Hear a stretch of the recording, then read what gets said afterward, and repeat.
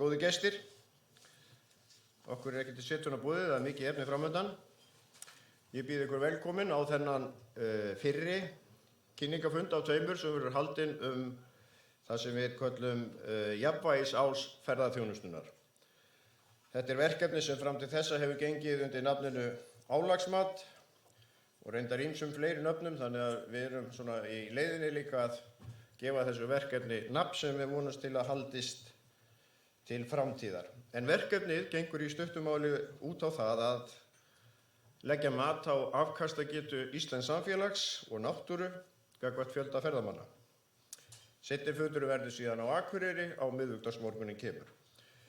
Þetta verkefni sem hófst síðla árs árið 2017 og fyrsti hluti þess snýrist það að greina það sem við köllum sjálfbærni vísar fyrir íslenska ferðaþjónustu.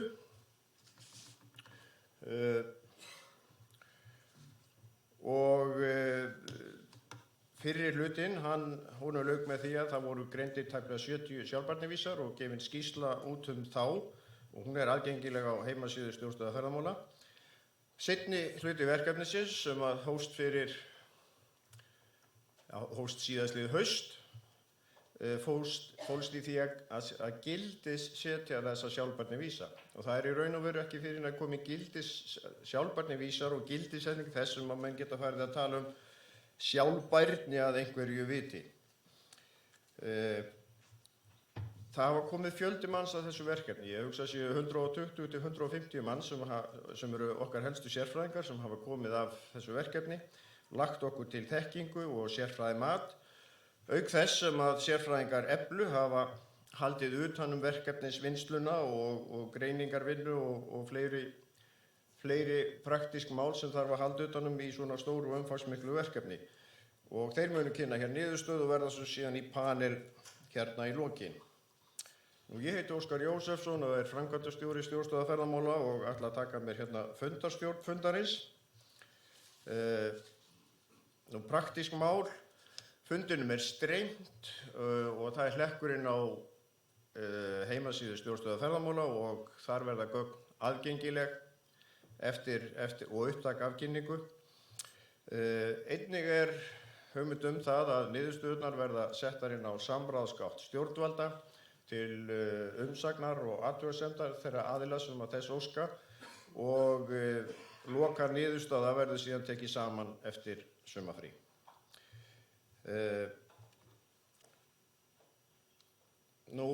Þetta dagskrá Eflu sem við förum, sem ráðherra ávarpar, síðan kemur Efla og kynnir þetta, það kaffihlé og við verðum hér alveg fram undir hádegi og við þurfum að halda svo nokkuð vel á spöðunum til þess að ná að klára þetta innan tímamarka, þannig að spurningar eru eingöngu teknar í lokin. Við hefjum þá leikinn og ráðherra, gjörðu svo vel, það þá ávarp og kynning á framtíðarsýn og leiðarljósum ferðaþjónustunnar til ársins 2030. Gjörðu svo vel.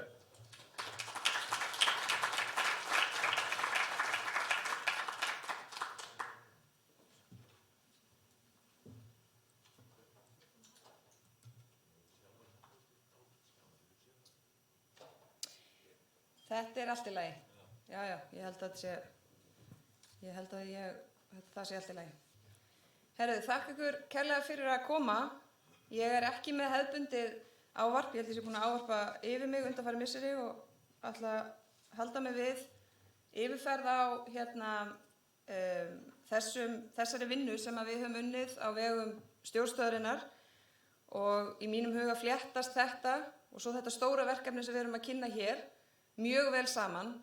Þetta svona leiðarljós íslenskrar ferðaþjónustu til ársins 2030 sem hefur aldrei verið unnið áður og við erum þá komin á þennan stað að vonandi þetta plagg og vonandi þetta leiðarljós sem við öll getum verið sammála að séu okkar leiðarljós.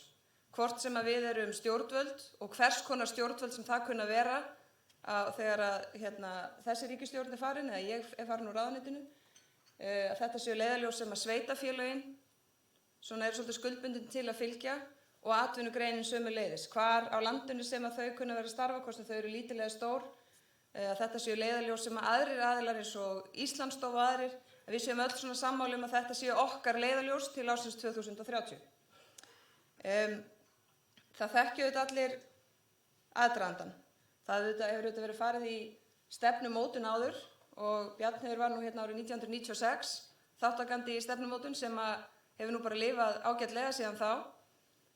Við erum með vegvísi sem auðvitað þegar hann var búinn til átti að vera svona langtíma stefnumótun en þá kom í ljós að það vantaði nægileg gögn og mælikvarða og rannsóknir til þess að geta gert það og við erum auðvitað búin að vera á fleygiferð síðan og þurft að hlaupa mjög hratt. Nú er komin svona annar tími og það er eins gott að nýta hann ótrúlega vel en þess vegna er ég mjög glöð að við erum búin að vera núna í tæp 2 ár að vinna allan undirbúningin að þessu stóra verkefni sem verður kynnt hér á eftir. Þannig að við erum núna komin við það sem við þurfum til þess að gera það sem við þurfum. Og það hefði ekki verið sniðugt að byrja á því núna þegar það koma svona ákveðin tímamót og þurfa þá 2 ár í það að þá komin einhver annar tími. Þannig að við erum búin að vinna okkur í haginn og vinna vinnu sem er mjög mikilvæg. Mig langar líka vegna þess að stjórnstöðin var auðvitað sett á laggirnar árið 2015 og á að lifa til ársins 2020. Og mig langar að bara koma því hér á framfæri hversu miklu hún hefur skipt í allri vinnu undanfarin ár, samtali til þess að auka skilning innan kerfis, samtali á milli greinarinnar og stjórnvalda, sveitarfélaga og þetta hefur skipt ótrúlega miklu máli og stjórnstöðin auðvitað setti þetta verkefni, þessi ákvörðun var tekin í stjórnstöðinni, bæði hvað þetta varðar og stóra verkefnið. Þannig að mér finnst það líka skipta máli hverjir svona eiga í þessari vinnu og þessu verkefni. Við erum hér með policy framework sem að hér er þýtt sem stefnurammi. Ég tala sem leiðarljós. Ég meina hvort tveggja eru fín orð en mér finnst leiðarljós einhvern veginn lýsa því aðeins betur en hið svona faglega orð er eflaust stefnurammi. En að þetta er ekki aðgerðabundið. Það er ekki búið að merkja eða tryggja fjármuni fyrir þessum aðgerðum. Þetta er ekki áætlun með aðgerðum, þetta eru bara stefnurammi. Stóru leiðarljósin sem að allt sem við gerum þarf að passa undir og falla vel undir. Það skiptir máli að tengja þetta við heimsmarkmið Sameinuðu þjóðanna og við erum líka með samanburðarhæfa staðla sem að skiptir máli að fylgja. Í mínum huga er það sem við erum að kynna hér í dag svona það mikilvægasta sem að við höfum gert í íslenska ferðaþjónustu og við erum að horfa til framtíðar. Það er mikilvægt að stefnumörkun stærstu útflutningsgrein þjóðarinnar sé unnin faglega og þessi mótun stefnuramma er pólitísk framtíðarsýn hvert samfélagi skuli stefna í ákvörðun greinina. Hérna er skilgreining set of principles and long-term goals that form the basis of making rules and guidelines and give overall direction to planning and development. Þannig að þetta kemur fyrst og svo kemur allt hitt. Við segjum hér að við Ísland ætla að vera leiðandi í sjálfbærri þróun, arðsöm og samkeppnishæf ferðaþjónusta í sátt við land og þjóð og ferðaþjónusta stuðli að bættum lífskjörum og hagsæld á Íslandi og ferðaþjónustan er þekkt fyrir sjálfbæra þróun, gæði og einstaka upplifun.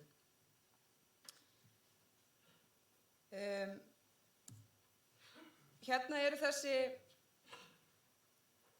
rammar og þið sjáu hér strax hversu vel þetta rímar við okkar vinnu. Hér er talað efnahag, samfélag og umhverfi sem eru sömu þættir og sérstaklega er verið að mæla og gildisetja í stóra verkefninu. Hér er undir efnahag, þar er orðið arðsemi. Það var mikið rætt hvort þarna ætti að standa verðmætasköpun eða arðsemi. Verðmætasköpun auðvitað getur, í mínum huga er það svona breiðara orð, það næri yfir fleira heldur en arðsemi. En ég er þeirrar skoðunar að það sé mikilvægt að við segjum það sem við erum að meina og við segjum að ferðaþjónustan auðvitað er markmiðið að auka arðsemi greinarinnar fyrir okkur öll. Og þess vegna verðmætasköpun er auðvitað alltumlykjandi í þessu. En í mínum huga, mér fannst meiri yfirlýsing að hafa orðið arðsemi. Aukin framleiðni, verðmætasköpun og samkeppnishæfni land allt, ábyrg ferðaþjónusta sem nýtir tækni, nýsköpun og vöruþróun, áhersla á verðmæta markaði og samræmi milli stefnu í flugsamgöngum og ferðaþjónustu. Og hérna, svona til þess að útskýra kannski aðeins nánar, þetta þetta, fyrir margir getur spurt hvað nýtt í þessu? Já, það sem nýtt í þessu að við erum að gera þetta og það hefur verið kallað eftir því að það sé langtíma stefnumótun fyrir ferðaþjónustu. Og ég held, og ég hef alltaf haldið því fram að maður hefur haft það á tilfinningunni og ég hugsa að það séu fleiri sem sammála því, að við erum svona heilt yfir alveg sammála hvert við viljum stefna. Og hérna búið að festa það að þetta eru leiðarljósin sem við ætlum að fylgja og þau skiptast í þessa þætti. Og það skiptir máli að vera með svona plagg þar sem hlutirnir eru sagðir upphátt og skrifaðar á blað og það eru samanburðarhæfir mælikvarðar sem við þá sameinumst að ætla að ná. Og þetta það sem að þau lönd sem að skara fram úr í ferðaþjónustu, þau eru öll með svona vinnu. Þau hafa öll farið í gegnum svona verkefni sem alveg álíka einföld uppsetning og það öll orðin sem þarna eru hugsuð. Það skiptir máli, öll orðin sem eru notuð, skiptir máli hvað orð eru valin og hvað þýða og hvaða merkingu fólk leggur í þau. Og við auðvitað litum til bæði Sviss, Skotlands, Nýja-Sjálands, þessi lönd sem að við horfum alla jafna til og til dæmis á Nýja-Sjálandi að þá það einfaldlega þannig að það voru sett svona markmið og þetta skilar árangur þegar allir fara að ganga meira í takt og við erum öll sammála hvert við stefnum. Og það var meira að segja þannig að Nýja-Sjálandi þurfti að breyta ákveðnum tölum vegna þess að það gekk svo vel. Að það þurfti að hækka ákveðin verðmæti í þeim ramma. Við, hérna í þessari vinnu, eins og ég sagði, stjórnstöðin tók ákvörðun að fara í þessa vinnu. Í stýrihópnum var Óskar, framkvæmdastjóri stjórnstöðarinnar, Aldís Hafsteinsdóttir sem formaður Sambands íslenskra sveitarfélaga, Bjarnheiður Hallsdóttir, formaður SAF og Guðfinna Bjarnadóttir tók að sér að halda utan verkefnið og stýrði því með okkur. Og svo vorum við með vinnuhóp þar sem var þá Jóhannes Þór Skúlason hjá SAF, Ólafur Teitur, minn aðstofamaður, Guðjón Bragason hjá Sambandi íslenskra sveitarfélaga og Skarphéðinn Berg hjá Ferðamálastofu. Þannig að þetta unnið með hliðsjón af sambærilegri vinnu sem samanburðarlönd og samkeppnislönd okkar hafa farið í á undanförnum árum og meðal annars litum við sérstaklega til Nýja-Sjálands sem hefur hlotið alþjóðlega viðurkenningu fyrir starf sitt að samþættingu virðisaukandi ferðaþjónustu og náttúruverndar, einmitt með sjálfbærni að leiðarljósi. Og hér eru leiðarstef og yfirmarkmið stefnurammans ferðaþjónustu sjálfbærni á öllum sviðum, arðsam og sjálfbær atvinnugrein sem skilar verðmætum í þjóðarbúið í sátt við náttúru, land og þjóð. Og hér eins og ég nefndi lögð áhersla á mælanlegan árangur og að mælikvarða samræmist alþjóðlegum stöðlum. Þannig að í mínum huga hér að verða til skýr og sameiginleg framtíðarsýn ríkis, sveitarfélag og atvinnugreina og mun geta vísað leiðina við setningu aðgerðabundinna áætlana og stefnumörkunar næsta áratug. Og það auðvitað síðasti fasi í þessu stóra verkefni sem við kynntir hér eftir langtíma stefnumótunin sem að við byrjum á í ágúst og verður lokið í vor. Og þá myndi ég nú segja að við séum búin að vinna nokkuð vel frá árinu 2015 og það hefur verið gert í mjög góðri samfellu og þetta allt skref fyrir skref svona hluti af stærra plani. Varðandi samfélaga þá því skipt upp, annars vegar varðandi heimamenn og hins vegar ferðamenn og ávinningur heimamanna, þetta skiptir miklu máli. Hér sérstaklega tekið fram jákvæð áhrif á nærsamfélag og aukið lífsgæði, áhersla á stjórnun og uppbyggingu áfangastaða og að ferðamenn ferðist land allt árið kring. Allir landshlutar njóti ávinnings af ferðaþjónustu. Og einstöku upplifun ferðamanna að upplifun gesta sé betri eða í samræmi við væntingar, náttúra, menning og afþreying stuðla einstakri upplifun gesta, fagmennska, gæði og öryggi einkenna íslenska ferðaþjónustu og svo umhverfisverndin, minnkandi kolefnisspor og forystu hlutverki orkuskiptum og nýtingu vistvænna orkugjafa, jafnvægi milli hagnýtingar og verndar náttúru og uppbyggingu innviða taki með á því og virðing fyrir þolmörkum og álagsstýring á áfangastöðum ferðamanna. Þannig að ég hrikalega ánægð með að við séum komin á þennan stað með bæði þessi verkefni vegna þess hversu vel þau tala saman. Það sem segir hér kallar á það og það sem kemur fram þar, það kallar á þessi leiðarljós.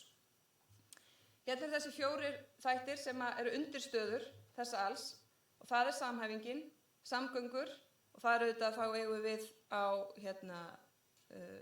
landi, sjó og lofti, gæði og þekking. Og þegar maður hugsar þegar við erum að forgangsraða fjármunum skattgreiðenda í verkefni á vegum ráðuneytis ferðamála, að þá er auðvitað þau verkefni, þau kallast öll á við það sem að hér kemur fram. Samgöngur, gæði, þekking og samhæfing. Hérna er síðan þessi stóra mynd sem að ætti að verða römmuð inn á öllum veggjum. Arðsemi framar fjölda ferðamanna, ávinningur heimamanna um land allt, jafnvægi milli verndar og hagnýtingar, einstöku upplifun, gæði og fagmennska. Og hérna erum við þá að fara örlítið dýpra í hvern og einn punkt. Arðsemi framar fjölda ferðamanna, þar erum við þá að tala um aukna framleiðni, verðmætasköpun og samkeppnishæfni í ferðaþjónustu um land allt.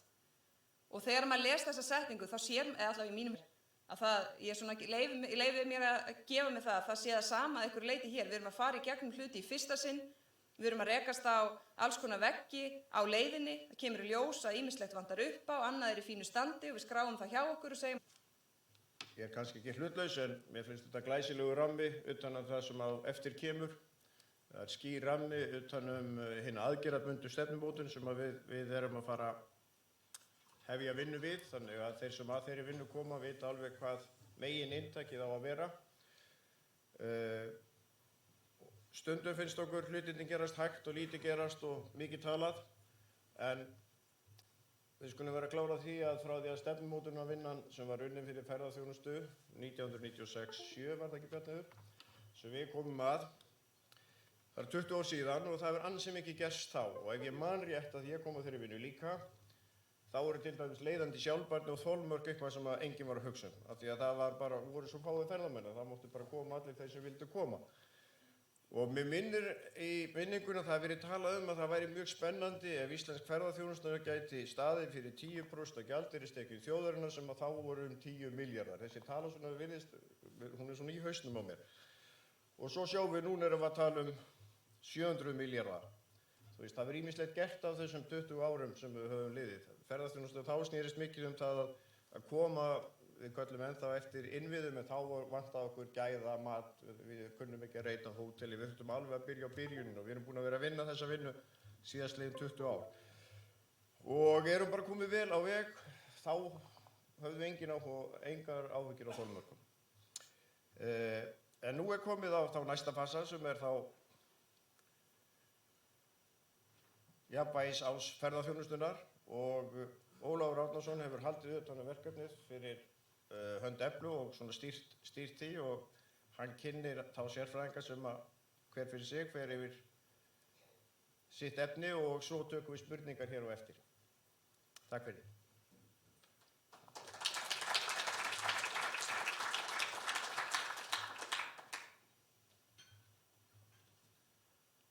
Komið þið sæl, ég ætla að byrja á þessu tæknilega.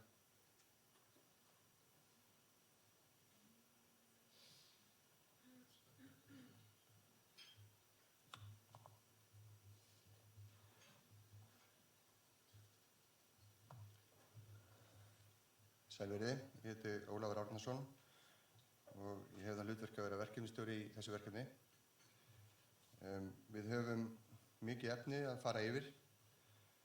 Ég ætla að byrja því núna næsta hálftíman að fara aðeins yfir innganginn og yfirferð og markmið verkefnisins sem mörg ykkur hafa séð sem hafa komið að þessu en það er mikilvægt að byrja þar.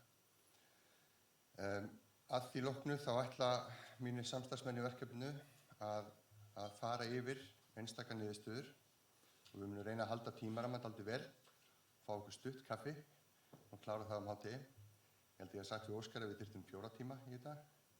Við erum með 3, þannig að við keyrum þetta bara hratt. Ég ætla að kynna fólkið inn hins vegar þegar ég er búinn. Eins og við vitið að þetta er samstarfsverkefni Eflu, en við erum með ráðgjafa Tourism Recreation Conservation frá Nýja-Sjálandi og Recreation and Tourism Science frá Bandaríkjunum sem hafa verið að vinna í þessu verkefni með okkur. Ásamt í það hafa mjög margir aðilar komið að þessu víða að í stjórnsýslu, innan háskólana og innan fyrirtækja hér á landi. Við fara aðeins í það síðar. Jónas Hlynur Hallgrímsson, hann ætlar að fara yfir þjóðhagsleiðstöðvarnar hjá okkur á eftir. Síðan eftir kaffihlið þá fara Þorbjörg Sævarsdóttir og Ragnhildur Gunnarsdóttir yfir innviði, samgöngur, veitur og úrgangsmál. Síðan taka Dr.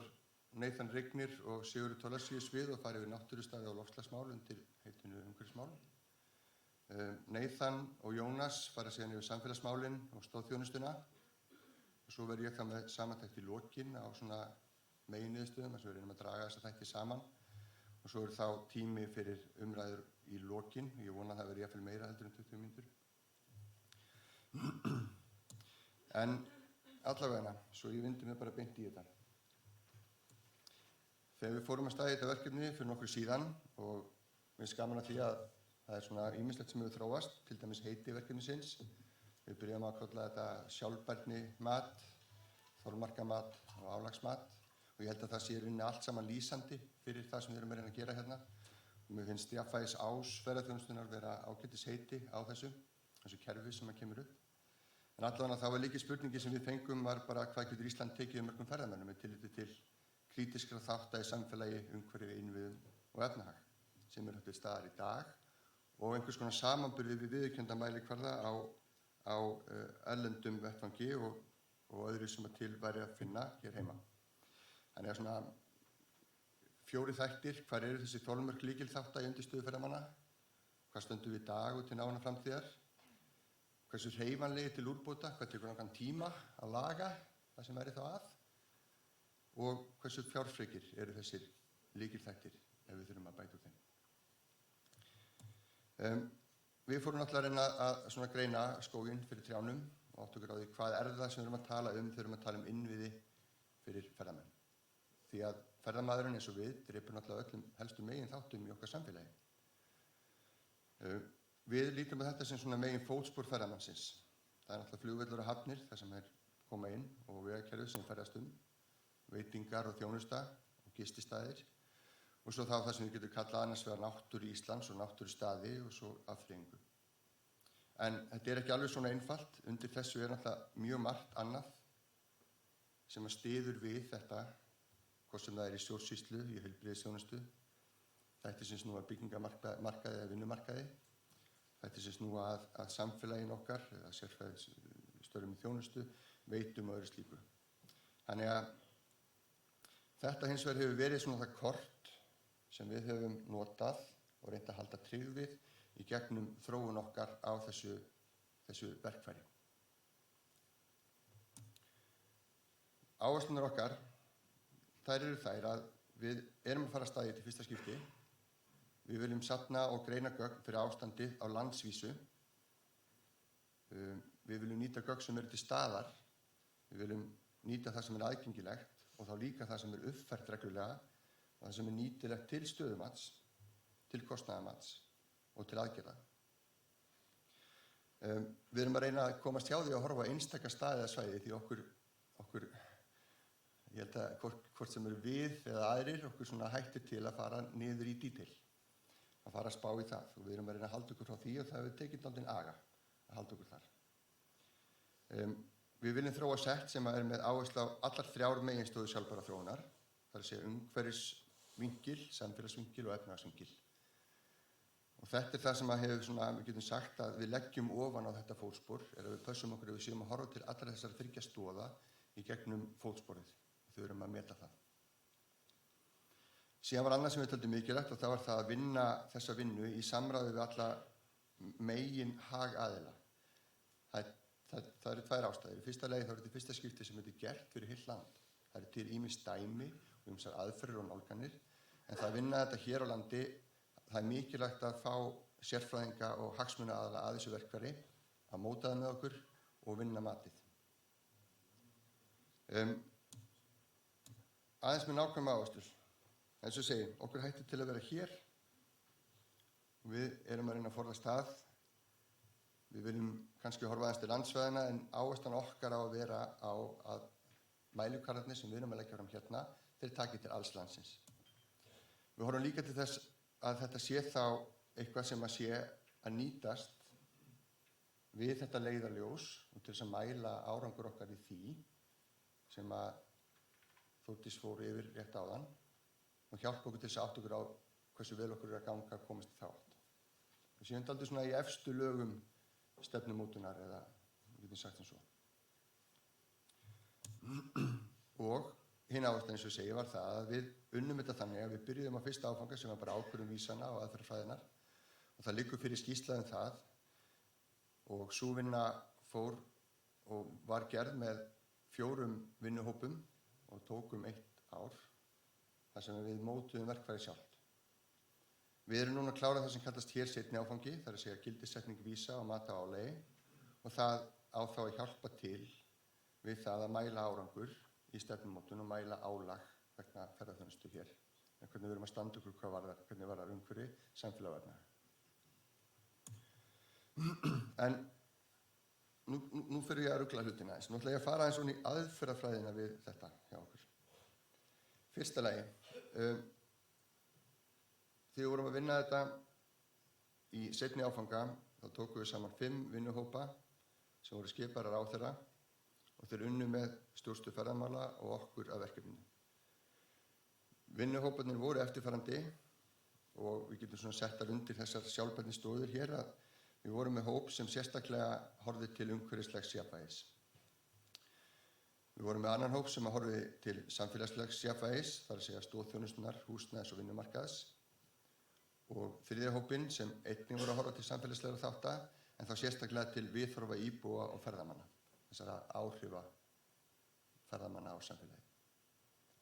Við vorum síðan með 2 efnahagslega hópa, annars vegar eitt sem að horfði sérstaklega bara á þjóðhagslegu stærðirnar og hinn sem að horfði á innviði og fjárfestingar. En hlutverk þeirra allra var það sama. Þetta voru sérfræðingar sem komu inn í vinnuna með okkur til þess að gagnrýna og rýna hana, aðstoða við gagnaöflunina,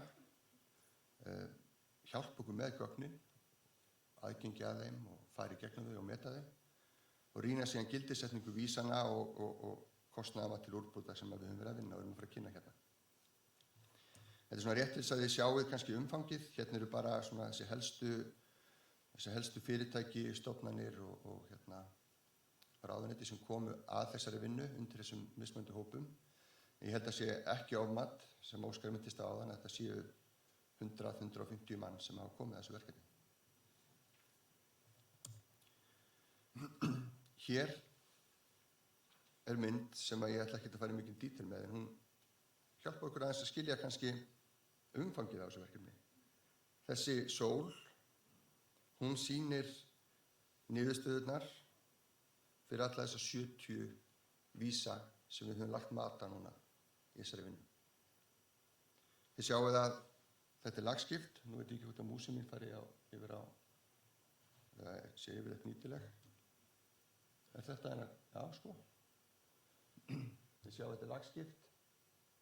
Þetta segir okkur að niðurstaða fyrir þessa vísa sem hér eru séu þessi í lagi, ekki komnir að neinum þolmörkum. Þessi vísa sem hér eru komnir einhver sem við köllum svona viðbragðsstig. Það þurfa að fara að kanna það nánar. Og þessi vísa sem hér eru yst, þeir eru þá komnir að því sem við köllum þolmörkum og það þurfa að fara í aðgerðir. Þetta er einfalt yfirlit yfir alla vísana til þess að aðeins áttum okkur á hvernig staðan er. Við greindum þetta eftir þessum 4 meginflokkum, innviðum, stoðþjónustu, samfélag og þjóðhagslegu stærðum.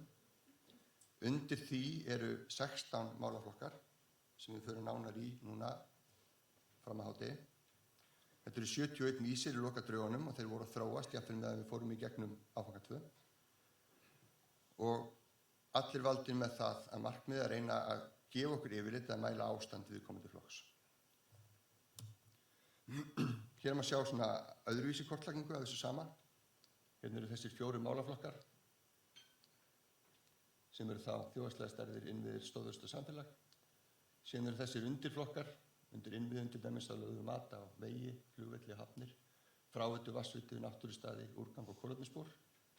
Undir stoðþjónustu þá fórum við yfir heilbrigðisþjónustuna og löggæsluna sérstaklega. Undir samfélagi þá fórum við í húsnæðismarkaðinn, vinnumarkaðinn, viðhorf heimamanna og viðhorf ferðamanna. Þetta eru við svo að vinna með og draga saman í eina niðurstöðu. Það er svona hvernig ástandið er. Aðeins um framsetninguna. Skýrslan sem núna liggur fyrir, hún er nokkuð þétt, 300 blaðsíður eða svo, en svona tiltölulega einföld og aðgengileg. Við erum alltaf með inngang og skýringu á baku hvern vísi og við reynum að gera það þannig að aðrir getur komið að verkefninu og haldið áfram að þróa það. Og það skiptir máli. Þannig að það sé alltaf lýsing á hverjum vísi, það sé mat á núverandi ástandi. Við séum að meta líka áætlað ástand með við sviðsmyndir og í þeim sviðsmyndum það byggðum við á 2 og 5% aukningu árlegri til 2030, þeirri vinnu sem við vorum í núna. Það er samantekt á ástandinu, mat á kostnað og aðgerðum og svo einhvers konar fyrirvarar gögnin, umfjöllunina og svo framvegis sem að skipti máli. Við horfum alltaf á það að við erum að gera þetta og erum tiltölulega brött að gera þetta í fyrsta skipti og það er eftir að fara yfir þetta aftur, þétta gögnin, bæta við vísum eða breyta þeim, við áttum okkur af því. En framsetningin er sett þannig fram hér að það sé vel gerlegt. Þannig að svona tafla til dæmis eins og þessi er fyrir hvern einasta vísi. Heiti vísisins, hvaðan eigi að mæla, hvaðan gögnin koma, hver sé eining þessa vísis, hvaða mörk á matskvarða sem ég fer í síðar skiptir máli og svo þá á hverju þessi mörk byggja sem geta verið nokkrir þættir og ef það er eitthvað sérstakt varðandi viðbótar upplýsingar fyrir hann þá er það líka þarna. Þannig þarna er komin ákveðin gagnagrunnur. Varðandi framsetninguna þá höfum við kosið að nota þessa stiku fyrir hvern vísi. Stikan er þannig sett fram að við skilgreinum hvaða gildi séu það sem við köllum ásættanleg, það er að segja undir þolmörkum. Og ég legg áherslu á það að hér til dæmis erum við með kvarðan í 30%, það er að segja fyrir þannig mælikvarða sem eru prósentur, þá erum við að segja allt upp í 30% af álagi á einhvern ákveðin vísi, þá séum við í lagi. Í öðrum tilvikum, þá er kannski græni bara hér í 10%. Það fer bara eftir hverjum vísi fyrir sig, hvar við setjum þessi mörk. Þannig að grænt er undir þolmörkum, gult er farið að nálgast þolmörk, það er ástandið ekki gott og þarf að huga aðgerðum til þess að bæta úr því og rautt er þá yfir þolmörkum. Það sem við teljum þá að ástandið sé komið yfir einhver viðmið. Við segjum, og það er aldrei sterkt orð að segja það, þetta sé orðið óásættanlegt, en það er að miða við það mælikvarða eða þau viðmið sem við höfum ákveðið að nota. Nú, hvernig erum við að byggja þessi álagsmörk?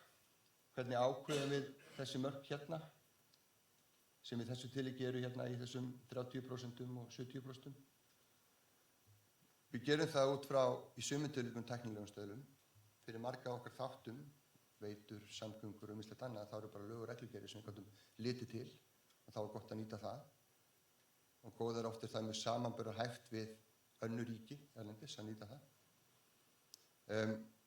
Mörk í lögum og reglugerðum, það er að sama. En við reyndum líka að líta til alþjóðlegra viðmiða sem gefin hafa verið út. Síðan er það í sumum tilvikum þessi alþjóðlegi samanburður. Ef við tökum sem dæmi viðhorf ferðamanna og þetta Net Promoter Score. En þá náttúrulega litum við til þess hvaða markmið önnur lönd, Nýja-Sjáland sem dæmi, hafa þessi mál og hvort vildum ekki vera samanburðarhæf við þeim.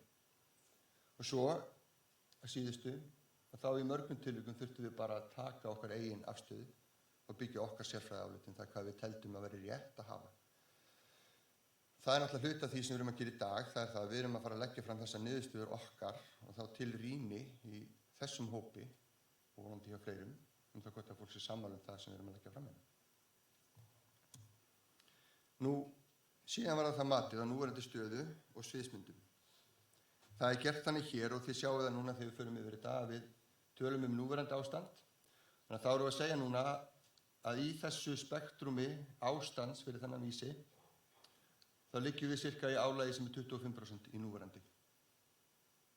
Það þýðir líka að við erum undir mörkum og við erum bara í lagi því að við erum ekki komin að þessum álagsmörkum að fara upp í gula. En svo horfum við til framtíðar og segjum, með 2% vöxt til ásins 2030, þá gæti þetta þróast þannig að við séum komin upp í 50% álag með að við óbreytta stöðu, þá þarf að fara að huga einhverju. Eða, þegar við 5% vöxt til 2030, þá séum við hreinlega komin upp í eitthvað sem við teljum að sjóra óásættanlegt. Þannig að það er framsetningin sem við tökum í öllum þeim tilvikum sem við getum fyrir þessa vísa. En varðandi sviðsmyndirnar. Einhvers staðar urðum við að drepa niður fæti þar og við ákváðum að horfa til þess sem að Alþjóðaferðamálastofnunin var að spá. Hún spáir 3,3% meðalvexti á ári á tímabilinu 2019 til 2030. Og þetta er þannig með verkefni eins og þetta sem við tökum mjög langan tíma að það er sérstök aðstæða að vera að ákveða sviðsmyndir vöxt í þessu kvika umhverfi sem að hér er núna í dag. En við höldum okkur við það að horfa til þessara talna til framtíðar. Og þar horfum við þá á lággildi og hágildi út frá þessari spá. En annars vegar 2% fjölgun ferðamanna á ári og hins vegar 5% fjölgun ferðamanna á ári til ásins 2030. Og árið 2030 er þá að passa líka við tímaramma stefnumótunar. En hvað felaðir í sér? Fyrsta lagi að felaðir í sér árið 2030 þá gerum við ráð fyrir að fjöldi þeir sem búa hérna verði 285.000. 28 árs fleiri en á árinu 2018. Heildarfjöldi ferðamanna verður nærri 3 milljónum í 2% sviðsmyndinni og 4 milljónum í 5% sviðsmyndinni. Og hérna er svona samantekt á því að þetta ekki verið 385.000. Ég var bara, hvað? Þetta er gott og í streymi með þessu. Allt í lagi. Ég var ánægður að ég heyrði einhvern kvásamt út í sal, sko. Það þýðir þið eru vakandi. Ég samt að það byggja 300 manns á Íslandi. Allavega. Það sem þetta gefur okkur líka er það að við þurfum að átta okkur aðeins á því að til dæmis væri hámarksfjöldi ferðamanna samstundis á sumarlagi, hann gæti það verið í dag 75.000 manns, 95.000 með 2% aukninguna, 135.000 með 5% aukninguna. Skiptir máli að vita hversu margir eru hérna í heildina, hvað eru margir sem eru að búa til álag á innviðin okkar á hverjum tíma. Ég ætla ekki að dvelja lengi við þessa mynd hérna. Það sem við gerðum síðan var að þegar við erum loksins komið niðurstöðu þá þurfum við að meta kostnað og tímaramma. Þannig að í þeim málaflokkum þar sem að álagið er komið yfir þolmörk að þá lögðum við mat á það hvað þyrfti með við núverandi stöðu til þess að koma viðkomandi vísi á grænan. Þannig að það er í fyrsta lagi núverandi staða og hins vegar átta sig á því þá miðað við þessar forsendur hversu mikið tekur að koma okkur niður í það ástand sem við teljum vera ásættanlegt. Auk þess að leggja mat á þennan kostnað þá lögðum við líka mat á tímaramman. Þá flokkum við það þannig upp og við sögðum hvað er það sem við getum gert hratt og klárað innan árs, hvað er það sem tekur miðlungstíma 1-3 ár og hvað er það sem mun taka lengri tíma en það eða meira en 3 ár. Og auðvitað er það þannig að flest af því sem við þurfum að gera í stóru innviðunum okkar mun taka meiri tíma en það að byggja þjóðveg eða endurnýjan, það er ekkert óeðlilegt að það taki 5 ár. En þá vitum við það hvað það er sem við getum farið strax í og strax að sína árangur eða hvað það er sem við þurfum að fara strax í vegna þess að það tekur svo langan tíma. Varðandi heildarniðurstöðu fyrir hvert málaflokk og þá gerum við það þannig að við summurum upp málaflokkin í heilsinni í svona umferðarljósakerfi þar sem við leggjum mat á það hvort að hluturinn sé yfir þolmörkum fann að nálgast undir þeim. En eins erum við að gefa til kynna í okkar mati hversu áreiðanlega þessi niðurstaða er. Við fundum það út að í mörgum tilvikum þurftum við að ganga dálítið langt í okkar sérfræðiáliti. Þannig að þetta kerfi gefur líka til kynna svona hversu áreiðanleg gögnin eða forsendurnar fyrir matinu eru. Þannig að í hverju tilviki þá þetta sett fram með þessum hætti. Þannig að niðurstöður gætu litið það út einhvern veginn svona fyrir ákveðin málaflokk að við segjum að í dag erum við komin á það stig að þurfa að fara að bregðast við og við teljum gögnin sem liggja bak við því séu mjög góð. En með 2% eða 5% í framtíðar að þá séu að nálgast að vera komin á rautt en að okkar forsendur varandi þróun eða annað séu kannski byggðar á veikari grunni heldur en niðurstaða dagsins í dag. Það er það sem að þessi mynd myndi segja okkur. Aðeins stöðu verkefnisins í lokin. Við byrjum að því að taka saman gögn fyrir alla vísa. Í framhaldi af því þá voru þeir rýndir og farið í þessa vinnu við að ákvarða þolmörkin og ég verð að segja að sú vinna var talsverð. Við áttum samtals 20 fundi með verkhópunum, hvernig sig of stuttan að okkur fannst þó við væri 2-3 tímar, þar sem farið var yfir þessi viðmið og ákvarðum þessi þolmörk og tekin umræðum það hvort við værum að rétti leið með þetta. Við settum í sviðsmyndinar og fyrirlágu drög að niðurstöðum núna í mars. Við höfum verið með það í rýniferli og það liggja fyrir núna skýrsludrög sem eru tilbúin til þess að fara með núna út í ytra umhverfið og kynna og gera aðgengileg. Þannig að þetta er hluti af því, þessi samráðsfundur hér, eða kynningafundur, er að fara yfir þessi gögn með okkur sem síðan verða aðgengileg fram á haustið. Meira hef ég ekki að segja. Nú ætlum við að fara yfir þessa þætti, dálítið í þessari röð. Jónas ætlar að byrja að koma og fara yfir þjóðhagslegu stærðirnar. Og síðan munum við fara í gegnum niðurstöðurnar fyrir hvern þessara þátta fram til 11:30. Þetta er mjög mikið upplýsingum og ég verð að segja að það er allir stressaði með tíma hérna. Æfa sig, erum við ekki örugglega 6 mínútur? Ef ég er 6 mínútur, ef ég er 7 mínútur og kom inn. Þannig að það er verið að reyna að fara alltaf hratt og skilja í gegnum þetta en eins þá er það þannig að við erum að einfalda talsvert. Það er framsetningu sem hérna er. Þannig ég hvet ykkur líka til þess að fara sig og kafa ofan í það þætti sem þið áhuga á eða alla sem verða aðgengilegir síðar í skýrslunni. Þannig ég hef ekki meira að segja. Takk fyrir.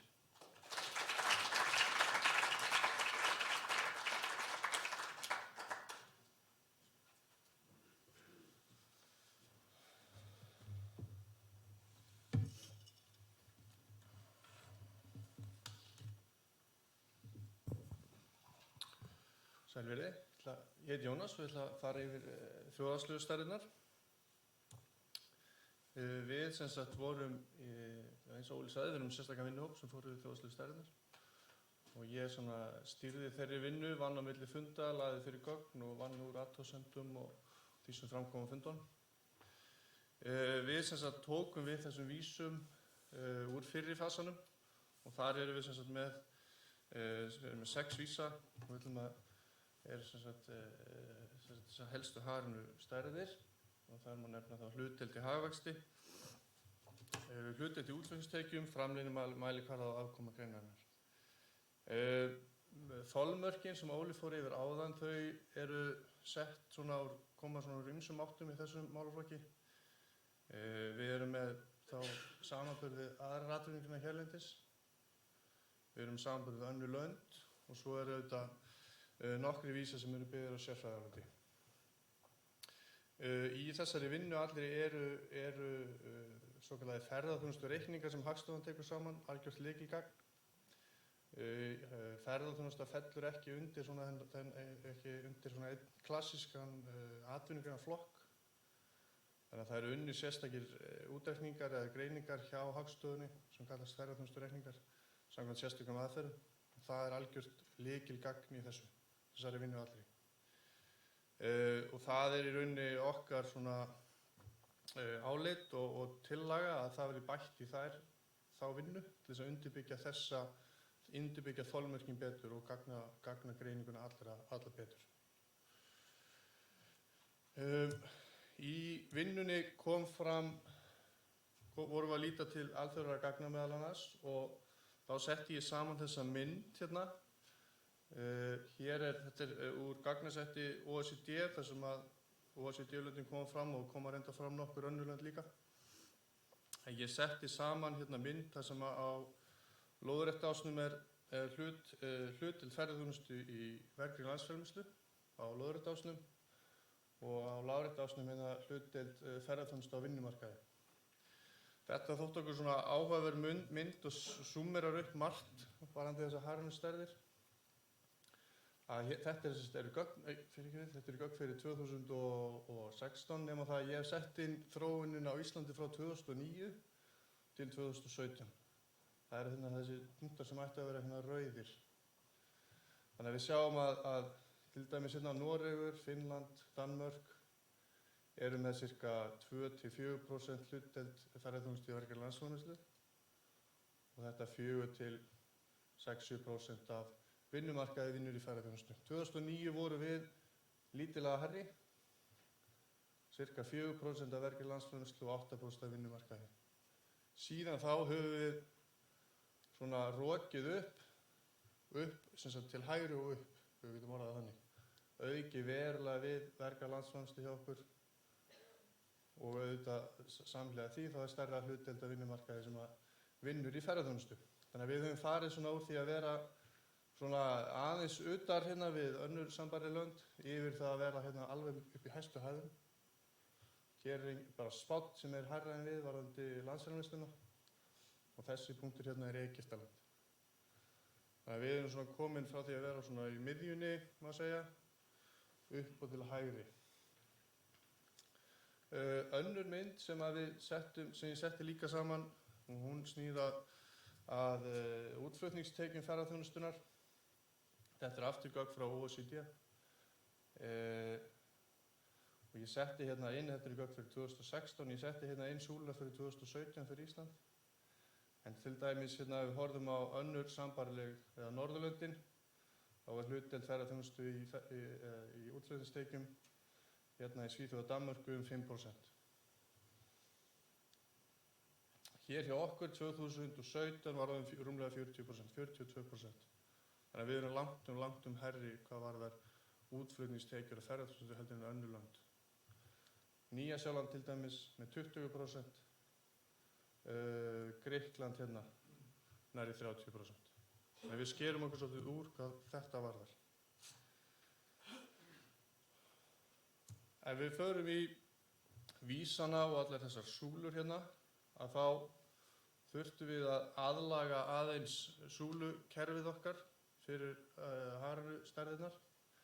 Þannig að við byrjum á að skoða hlutdeild ferðaþjónustu í vergri landsframleiðslu, hérna súluna hérna lengst til vinstri. Að þá var niðurstaðan sú að í staðinn fyrir að vera með þetta hefðbundna kerfi, það sem er grænt neðst, gult og rautt, að þá viljum við hafa sem sagt grænt í miðjunni og gult þar fyrir ofan og neðan og rautt þar fyrir ofan og neðan. Ástæðan fyrir því er að við viljum ekki að ferðaþjónusta sé mjög lág. Ef hún væri mjög lág þá væri einhver vannýtt tækifæri hérna, miðað við það bara það sem ferðamennir eru að segja. Þá þurftum við einhvern veginn að bregðast við. Við viljum heldur ekki að ferðaþjónusta sé of umsvifamikil. Þannig að við viljum ekki að hún sé of lítil og ekki of stór heldur. Svo erum við með þetta gula lit hérna þar á milli og svo grænt hérna í miðjunni. Þannig að hlutdeild ferðaþjónustu í vergri landsframleiðslu var 8,6% árið 2017 og við setjum það á græna lit hana. Næsti vísir er framlag ferðaþjónustu til hagvaxtar og hann ber að túlka í samræmi við fyrri vísin, þess að vísin hérna lengst til vinstri. Að til dæmis ef ferðaþjónusta væri mjög stór og væri jafnframt að vaxa mjög hratt þá væri það auðvitað áhyggjuefni. Þannig að það þarf að túlka þessa tvo vísa svolítið saman. Við erum með tvo vísa sem að snúa að svona framleiðni, ég kalla það framleiðnimælikvarða. Annars vegar erum við hérna með vinnsluvirði á klukkustund og þetta er til dæmis allt vinnsluverði sem ferðaþjónusta skapar samkvæmt ferðaþjónustureikningunum og í það er deilt með öllum unnum stundum í ferðaþjónustu. Þolmörkin eða skilin hérna á milli litana voru sett í vinnuhópunum þannig að skilin hérna milli græns og guls er meðaltal allra atvinnugreina í landinu. Þetta allt vinnsluverði, allra atvinnugreina deilt með öllum unnum stundum. Skilin hérna frá gulu og yfir í rautt eru helmingurinn af þeirri tölu. Þetta var bara svona einfalt system sem við þurftum einhvern veginn að bara þróa og koma áfram. Ferðaþjónustan liggur þá hér í 3.500 krónur per unna stund og það sem sagt nærri því að vera helmingurinn af því sem gengur og gerist í efnahagslífinu almennt. Þetta þá, við setjum það þennan hérna, þetta þá nærri að því að vera rautt. Ef við lítum á launamælikvarðan sem annar svona mælikvarði á framleiðni, þá beittum við sömu aðferð. Við tókum öll laun og launatengd gjöld, öllum atvinnugreinum og deildum í það með öllum unnum stundum. Meðaltalið hér 3.700 krónur minnir mig. Í ferðaþjónustu þessi sambærilega tala 3.300 krónur. Þannig hún nær því að vera í græna litnum heldur en rauða litnum. En báðir framleiðni mælikvarðarnir eru á gulu þó þau séu svona sitt hvorum megin, annar ofalega og hinn neðarlega. Hlutdeild ferðaþjónustu í útflutningstekjum eins og ég sagði var 42% árið 2017 og við setjum það þarna á rautt og það einn konseptið á bak við það hvernig við búum til þetta hér, sem sagt rautt efst og neðst og grænt í miðjunni það sama og við gerum hérna fyrir verkefnalandsframleiðslu. Sama konsept þar á bak við. Þetta hér, þessi skil þarna 40% byggð á sérfræðiáliti og meðal annars þess sem við sá á því sem við sáum hann í OECD-gögnum. Hvað við erum langt hærri heldur en önnur lönd. Að lokum, já, svo hérna þetta að það þarf að túlka í samhengi. Þetta höfum við séð mikið gjaldeyri flæða hérna inn á undanförnu, styrkt krónuna verulega. Og þetta eitt af því sem við ræddum í fyrri vinnuhópnum, hvernig þetta sterka gengi geti skaðað útflutningshæfni annarra atvinnugreina. En auðvitað hefur þetta áhrif á ferðaþjónustuna sjálfa. Ferðaþjónustan sjálf orðin, Ísland sem áfangastaður er orðin dýr.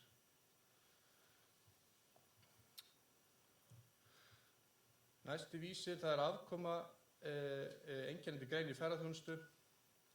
Við tókum eigin meðaltal af afkomu allra atvinnugreina og við notum mælikvarðan hérna EBITDA hlutfall eða EBITDA deilt með rekstrartekjum. Meðaltali fyrir allar atvinnugreinar eru 13% og í ferðaþjónustunni 10%. Þannig að við segjum þá ferðaþjónustunni undir meðaltali, þess vegna sett á gult. Varðandi sviðsmyndirnar, 2% og 5% sviðsmyndirnar, þá teljum við ekki réttlætanlegt að setja fram niðurstöðu fyrir alla vísana, meðal annars vísan laun í ferðaþjónustu með 2% og 5% á klukkustund, framleiðni mælikvarðana, vinnsluverði með 2% og 5% og afkomu vísin. Það sem við gerðum þá, en við vitum auðvitað að það hefur ýmislegt gengið á í ferðaþjónustu undanfarnar vikur og mánuði. Þannig að ég segi hérna að mér þykir líklegt að fyrirtæki í ferðaþjónustunni á aukinni stærðarhagkvæmni með ýmsum leiðum á næstkomandi árum. Þetta muni þá svona neyða eða leiða til þess að það er aukin arðsemi og aukin framleiðni samhliða þessum þrengingum sem við sjáum núna. Varðandi sviðsmyndirnar þá erum við með þetta 2% vöxt í fjölda ferðamanna og 5% vöxt í fjölda ferðamanna. Við gerum ráð fyrir því að hagkerfið almennt vaxi á svona ca. 2,5% hraða. Þannig að vöxtunni þá ef maður ber saman þennan vaxta hraðan að þá erum við annars vegar að vaxta ferðaþjónusta annars vegar að vaxta hraðar heldur en gengur að gerist í öðrum atvinnugreinum eða hægar. Þannig ég setti hérna fram niðurstöðurnar fyrir þessa þrjávísa hlutdeild ferðaþjónustu vegna landsframleiðslu og framlagið og þetta varðandi útflutningstekjurnar og segjum á þá að í 2% sviðsmyndinni erum við að þokast niður súluna og í 5% sviðsmyndinni erum við að þokast ofar á súluna sem nær því að vera rautt.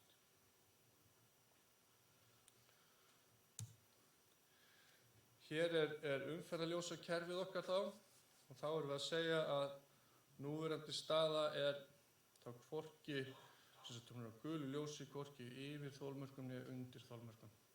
Það sama má segja það fyrir 2% sviðsmyndina. En varðandi 5% sviðsmyndina þá erum við, segjum við séum komin á rautt ljós. Það er sem til langs tíma, þannig að í rúman áratug að vaksa ferðaþjónustan að vaksa hraðar heldur en aðrar atvinnugreinar. Og þá erum við bæði að líta til þessar framleiðnimælikvarða og auðvitað þessara útflutningstekna. Að það hlutfall haldi áfram að hækka. Við erum sem sagt, eins og Óli fór yfir áðan, þá erum við með líka þetta system hérna utan ljósin. Þannig að við segjum að það sé nokkur óvissa varðandi þessa, er ekki nokkur verið varðandi þessa niðurstöðu. Þá er ég komið með mitt og ég held að það sé bara ekki kaffitími næst. Óskar ræður, fyrir ekki.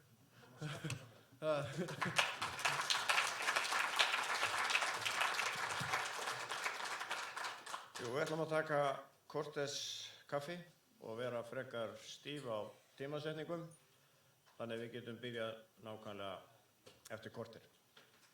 Takk.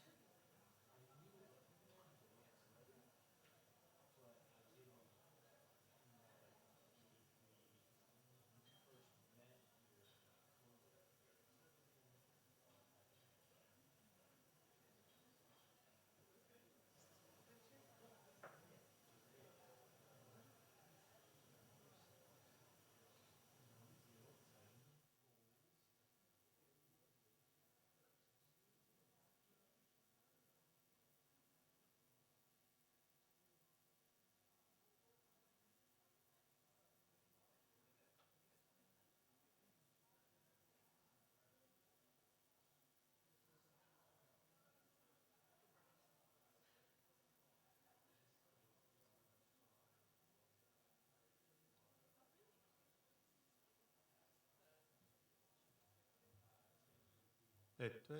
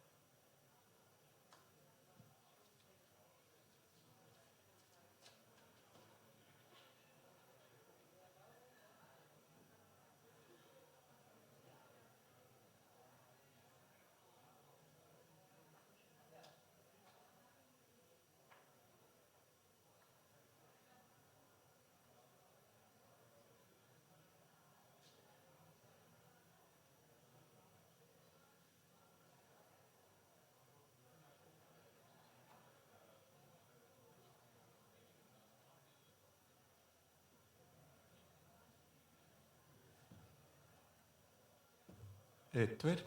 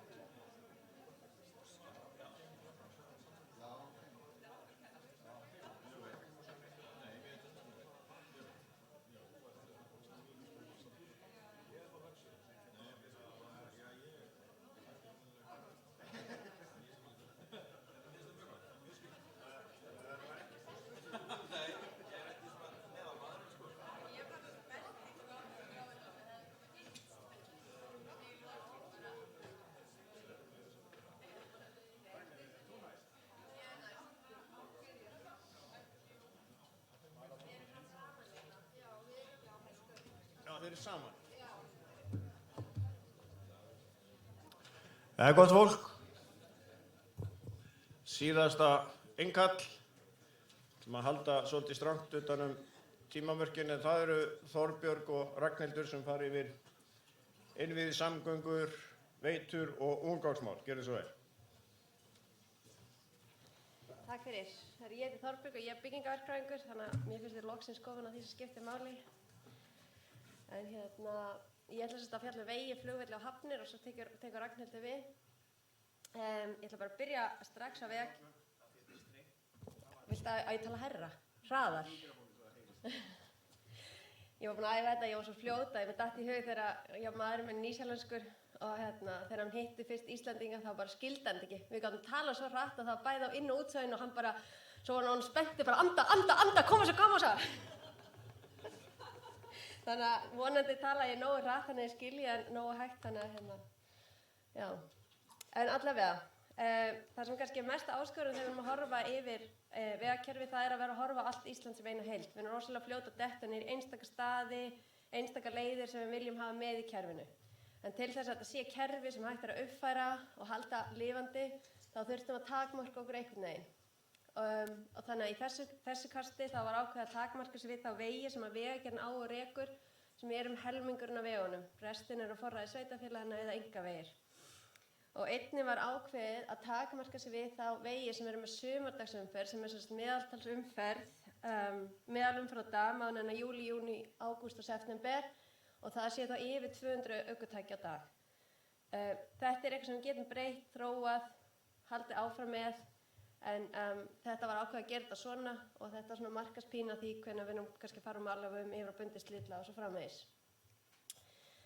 Vegirnir voru flokkaðir í 5 flokka eftir árdagsumferð og það er aðalega vegna þess að þolmörkin eða vikmörkin er að breytast á milli flokka. Við gerum meiri kröfu til vega sem eru með meiri umferð heldur en vega sem eru með minni umferð. Við notum vegi meðaltal og það eru það lengdir sem skiptir máli þannig að hver kílómetr sem er undir í kerfinu, hann vegur jafn mikið. Og við vorum með 5 stika, það er heildarbreidd vega og þá erum við að taka alla breiddina, ekki bara akranabreidd, heldur heildarbreidd frá öxl í öxl. Síðan er það burðarþolvegana og þá erum við að nota norska reynslujöfnu sem að þeir nota mikið og sem er bara góð til síns brúks en kannski eini vankanturinn á því að hann mælir ekki burði í öxlum eða vegköntum sem við vitum að hefur kannski verið pínu vandamál hérlendis en tengist þá aftur vegbreiddinni. Síðan er það slitlögin og þar erum við með líftíma sem er eftir. Það er ákveðin tími sem er fram á næstu endurbótum eða næsta viðhaldi og við erum með líftíman þarna inni og þá er það líftími slitlaga sem er eftir. Síðan er það þjónustan, þá erum við bæði með vetrar- og sumarþjónustuna og þar notum við þjónustustig Vegagerðarinnar sem eru frá 1 og upp í 5 og vegur sem er í þjónustuflokki 1, hann er með bestu þjónustuna.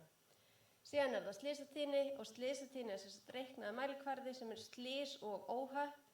Þannig að stundum er þetta kallað óhappatíðni en þetta er slys og óhapp á hverja 1.000.000 ekinna kílómetra. Og þetta er stiki sem er meðaltal frá árunum 2012-2016 en annars erum við að nota gögn frá 2017 fyrir utan slitlögin, það er gögn frá 2018. Og kannski bara svona helsta sem ber að nefna er að við erum ekki með vísi sem tekur tillit til einbreiðra eða umhverfisvega og svo framvegis. Þetta er fyrsta skrefið og við ákváðum að takmarka okkur núna við þessa 5 vísa fyrir vegakerfið. Árdagsumferðin, þegar við erum að fara inn í sviðsmyndirnar, þá er árdagsumferðin framreiknuð þá bæði með aukinn fólksfjölda á Íslandi og líka vegna aukinna fjölda ferðamanna og þar sem okkur kannski vantar pínu upplýsingar hvar nákvæmlega ferðamennir eru þá ákváðum við að þeir væru jafnt dreifðir yfir landið. Þannig að það er svona ákveðin forsenda. Og hitt sem ég langar að benda ykkur á að þegar við aukum umferðina þá færast vegirnir á milli flokka. En þá lítur myndin svona út.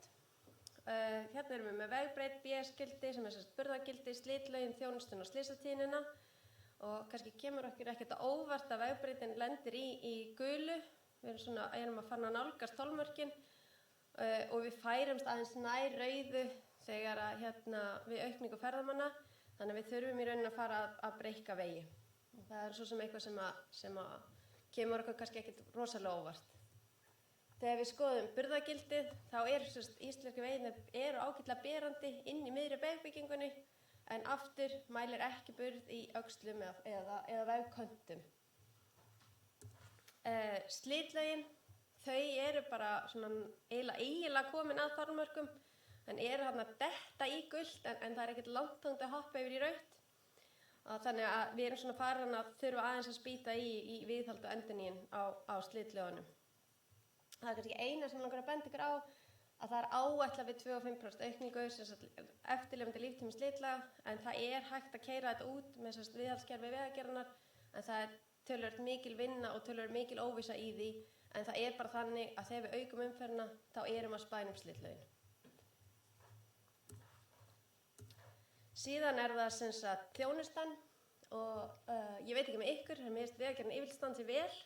Hún yfirleitt veitir þá þjónustu sem hún er búin að segjast ætla að veita eða hyggst veita, þannig að hún kemur vel út og er á grænu, undir þolmörkum, en leið að við aukum umferðina aftur, þá þurfum við meiri þjónustu. Við þurfum meiri vetrarþjónustu ef við ætlum að keyra á mikilli umferð, til dæmis á veturnar. Og síðan er slysatíðnin sem er farin að nálgast þolmörk, og það er svo sem margar ástæður fyrir því af hverju slys verða, og við treystum okkur ekki til að spá fyrir aukningu án þess að nema að fara í dálítið mikla greiningu, þannig að við settum ekki inn sviðsmyndina fyrir slysatíðnina, en með meiri umferð, meiri fjölda, þá getur maður leiklíkum að það verði fleiri slys, en hvort að slysatíðnin hækki að lækki er kannski erfiðara að spá fyrir En það er náttúrulega margt sem við getum gert til þess að draga úr slysatíðni. Það er eins og að breikka vegi, gatnamót, brýr, hindranir, hallaflá, umferðarhraða og svo mætti lengi telja. Og þá lítur vegakerfið svona út. Tala ég nógu hratt. Og fylgdi þess enginn eftir. Alla vegana.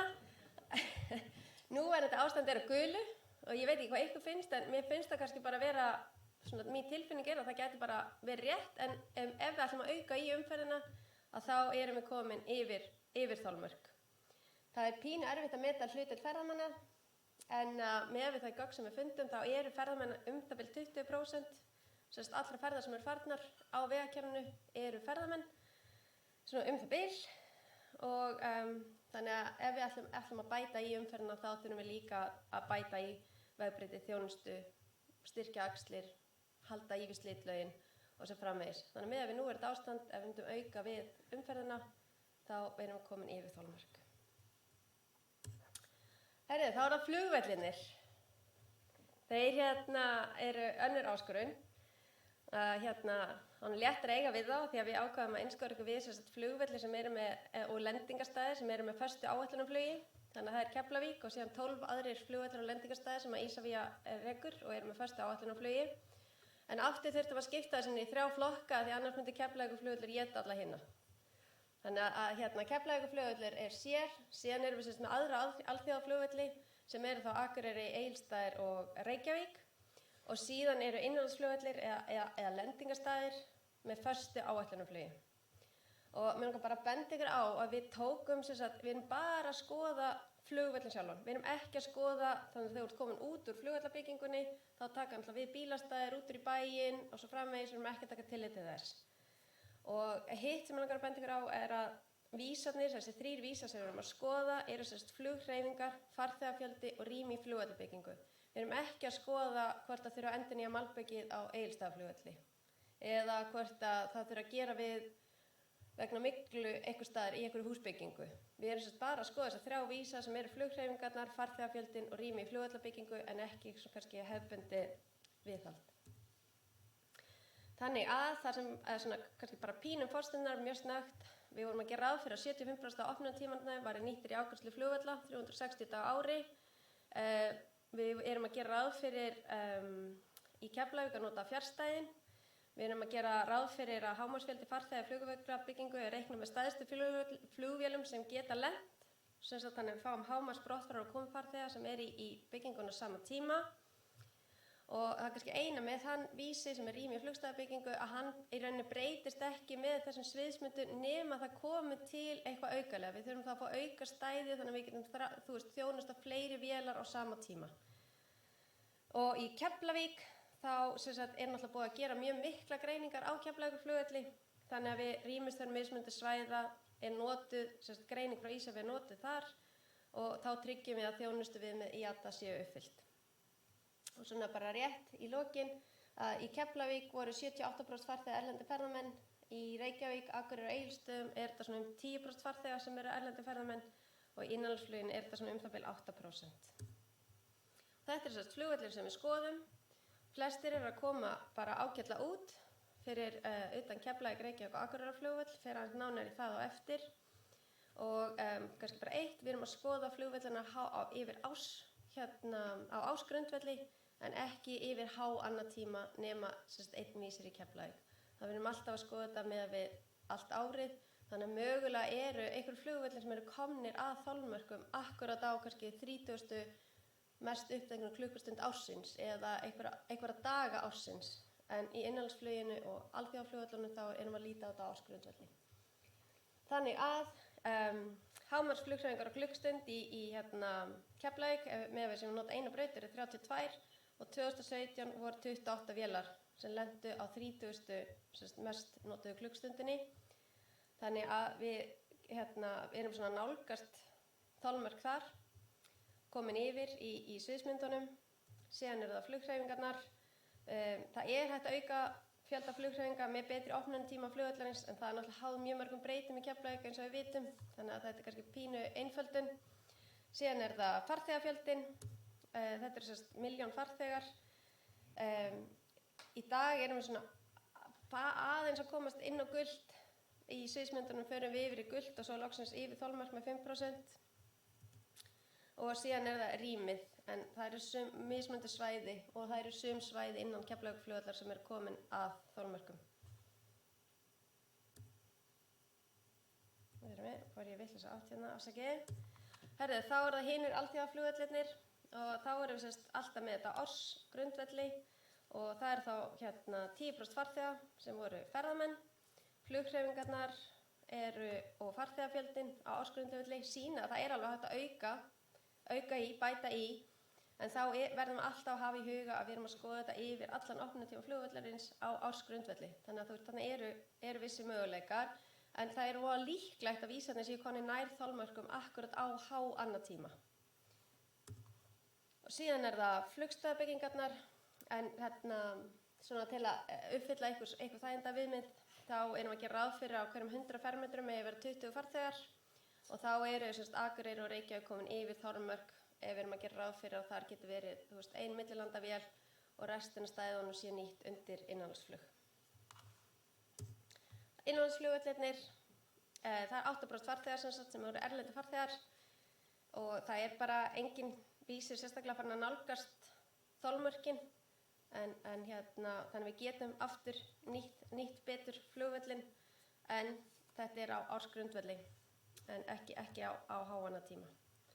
Í innanlandsfluginu þá staldrar fólk yfir styttra við, þannig að við erum að gera ráð fyrir að á hverjum 100 fermetrum geta verið 50 farþegar. Og þá lítur þetta svona út. Keflavíkurflugvöllur, við er komin að þolmörkum í hámarksflughreyfingum á klukkustund og síðan er það Keflavík, Akureyri, Reykjavík, þar sem að flugvallarbyggingarnar sjálfar að vanta meiri rými í flugvallarbyggingunum. En innanlandsflugvellirnir koma ágætlega út miðað við þessa vísa. En mér langar bara að benda á að þetta er svona fyrsta skrefið, þá þurfti einhvern veginn að takmarka vísana og það má alveg bæta í. Þetta er alltaf mat, hvar á að stoppa, hvar á að byrja, hvernig á að halda áfram. Og hitt, að það sem kannski vantar pínu í þessa greiningu er að ef við ætlum að spýta í og nota flugvellina meira, þá þurfa þeir meira viðhald. Það er bara þannig. Þá þurfum við að, auka við. Við þurfum að endurnýja slitlögin oftar, búnaðurinn sem við erum að nota á flugvellinum, hann þarf að vera uppfærður og svo framvegis. Þannig að langan tíma tekur að stækka flugvell, þannig að það borgar sér svolítið að líta langt fram í tíman. Og þá er það hafnirnar. Er ekki rosa tíma? Er allir sofnaðir eða? Þetta er nýtt met í hraða, ég sko að maðurinn er ekki hérna. Allavega. Herðu, hafnirnar, þá erum við bara sko hafnir sem taka á móti skemmtiferðaskipum. Og á árunum 2014 til 2018 þá voru 28 hafnir sem tóku á móti skemmtiferðaskipum. En við í þessari hérna greiningu erum bara að skoða hafnir sem tóku á móti skemmtiferðaskipum árið 2017. Af því að þá getum við framreikna okkur í hérna farþegafjöldan. En við sýnum hinar hafnirnar. Hafnirnar eru aftur ólíkar eins og þær eru margar. Þannig að hérna, það var ákveðið að skipta því upp í 3 flokka. Þannig að að Faxaflóahafnir í Reykjavík myndi ekki éta upp höfnina í Þórshöfn. Þannig að í flokki 1 þá eru hafnir sem eru með meira en 75 skipakomudaga árlega. Flokkur 2 25 til 75 skipakomudaga og flokki 3 minna en 25 skipakomudaga. Vísarnir sem voru notaðir eru 5, en 3 þeirra í rauninni tengdir afkastageta hafnarinnar sjálfrar. Það er viðlegulengdin, skipakomudagarnir og fjöldi farþega. Síðan var líka tekið tillit til umhverfis og öryggis. En aftur eins og með flugvellina, bara leið og farþeginn í rauninni komin frá borði, þá erum við hægt. Þá eitthvað annað sem tekur við heldur en akkurat höfnin. Þannig við erum ekki að taka til innviða sem eru utan hafnarsvæðisins. Við erum ekki að taka tillit hvort allar rúturnar geti lagt og farið með, hvort sé til nægilega margar rútur til að fara í skoðunarferðir og svo framvegis. Við erum að einblína á höfnina. Og við erum ekki heldur að taka tillit til ástands núverandi hafnarmannvirkja. Gögnin sem við erum að nota eru frá mælaborði ferðaþjónustunnar og Cruise Iceland. Og hérna má sjá mynd af höfnum þar sem eitthvað skip kom á árunum 2014 til 2018 og síðan það sem eru lituðu bublurnar, það eru hafnir sem tók á móti skipum árið 2017. Kannski bendi ykkur á að ef einhver vísir fór á rautt þá ákvaðum við að lita bubluna rauða. Þannig að í sumum tilfellum þá kannski þarf ekki droslega miklar úrbætur til þess að þeir fari á gult eða grænt. Þá eru hafnir í flokki 1. Það er pínu þar að hafnirnar hoppa eins á milli, við aukningu ferðamanna í sviðsmyndunum. Þannig að 2017 eru 3 hafnir, Reykjavík, Ísafjörður og Akureyri inn í greiningunni. Síðan bætast við 5% aukningu, bæta við Vestmannaeyjar og Seyðisfjörður. En ef við skoðum viðlegulengdina og fjölda farþega, þá er það bara að nálgast þolmörk árið 2017 og er í rauninni komið svona fast að því að vera komin yfir þolmörk við 5% árlegan vöxt. Skipakomudagarnir eru á gulu núna, þannig að farnir að nálgast þolmörk, en við sviðsmyndirnar þá erum við komin yfir þolmörk í skipakomudagum. Öryggi og umhverfisáhrif hafnanna eru undir þolmörkum í núverandi ástandi og svona rétt skríða inn í umhverfisáhrifin í sviðsmyndunum.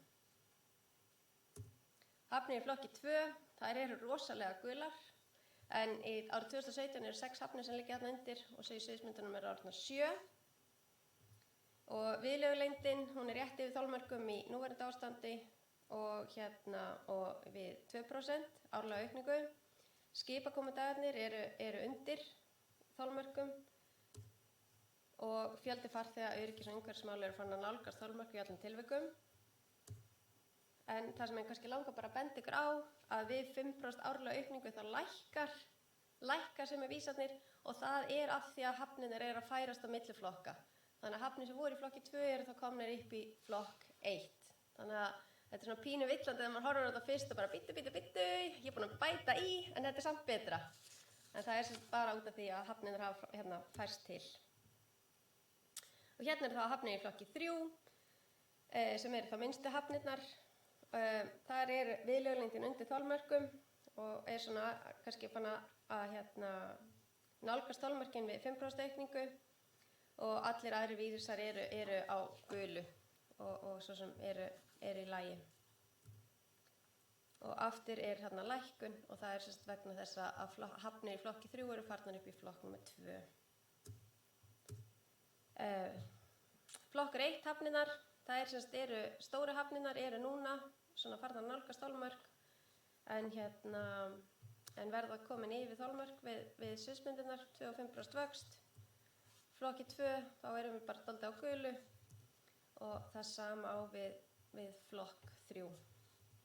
Og það sem að svona kannski helst er hægt að gera til að koma þessum höfnum yfir í grænt er að stækka viðlegukantana. Já, og svo kannski lokapunkturinn sem að kannski þessi greining tekur ekki á, að aukning farþega milli 2017 og 2018 var að meðaltali 130%. En við erum að gera ráð fyrir 2,5% árlegri aukningu til 2030. Þannig að hafnina þarf klárlega að uppfæra leið og ný gögn koma inn og kannski sýnir dálítið vel hversu lifandi þetta er. Það er rosalega erfitt að spá fyrir þetta og kannski svona þannig að 2017 vorum á gulu en við erum búin að spýta í 130% til 2018. Þannig að það er spurning hvernig það líti út þá. Takk fyrir.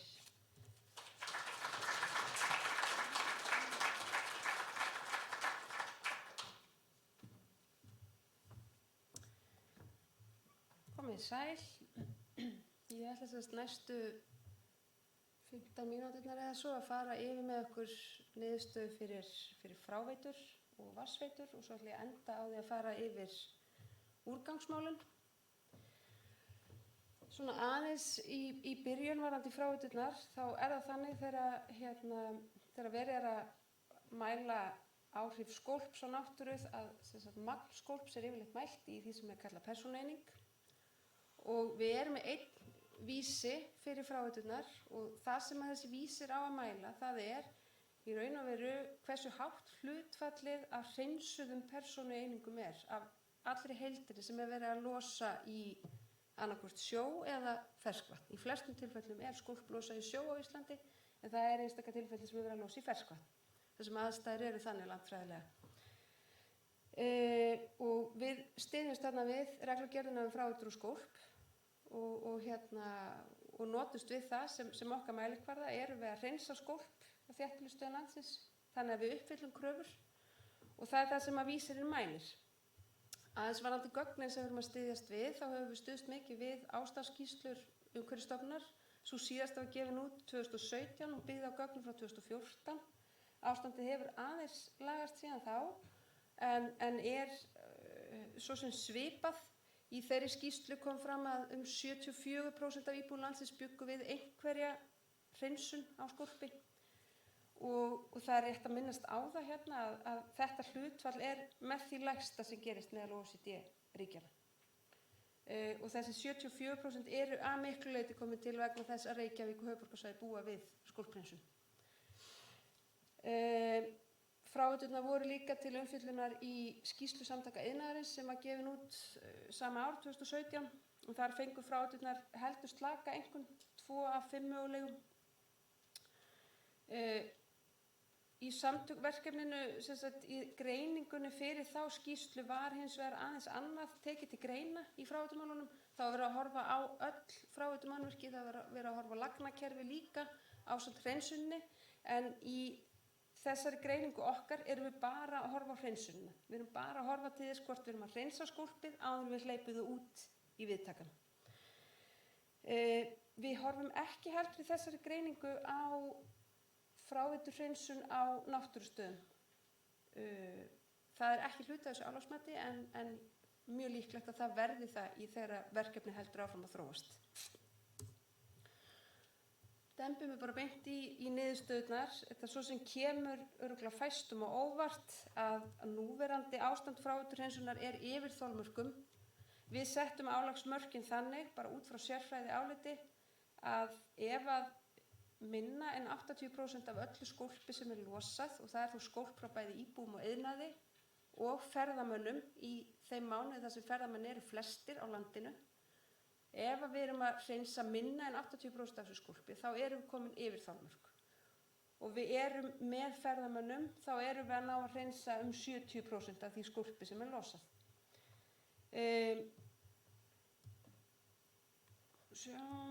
Hérna eru sviðsmyndirnar. Þetta breytist í raun og veru ekki svo mikið. Ástandið er í raun og veru óbreytt við 2% aukningu sem kemur til að því að við notumst við sömu dreifingu á ferðamönnum eins og þeir eru að dreifast í dag í sviðsmyndunum. og þannig að þessi ferðamenn, þessi 2% fjölgun, hún er að mestu leyti á höfuðborgarsvæðinu, það sem er hreinsun til staðar í dag. 5% aukninguna þá versnar ástandið aðeins, en við erum gefur augalið að frávíturnar eru áfram yfir þolmörkum. Í dag eru nokkur stór frávíturverkefni á teikniborðinu, eru komin í framkvæmd nú þegar, sum af þeim, eða er á skipulagsstigi. Þessum framkvæmdum verður líklega lokið ef við horfum til tímaramma sviðsmyndana og þeirra stefnumótunarvinnu sem á að fara fram til 2030, þá verður þessum framkvæmdum allir líktur lokið og þá yrðu frávíturmálin komin upp í næsta flokk. En það er afar ólíklegt að við náum að vera komin undir þolmörk fyrir 2030. Heildarniðurstaðan er þó þessi að við erum yfir þolmörkum í dag hvað frávíturmálin varðar og það sama á við sviðsmyndirnar.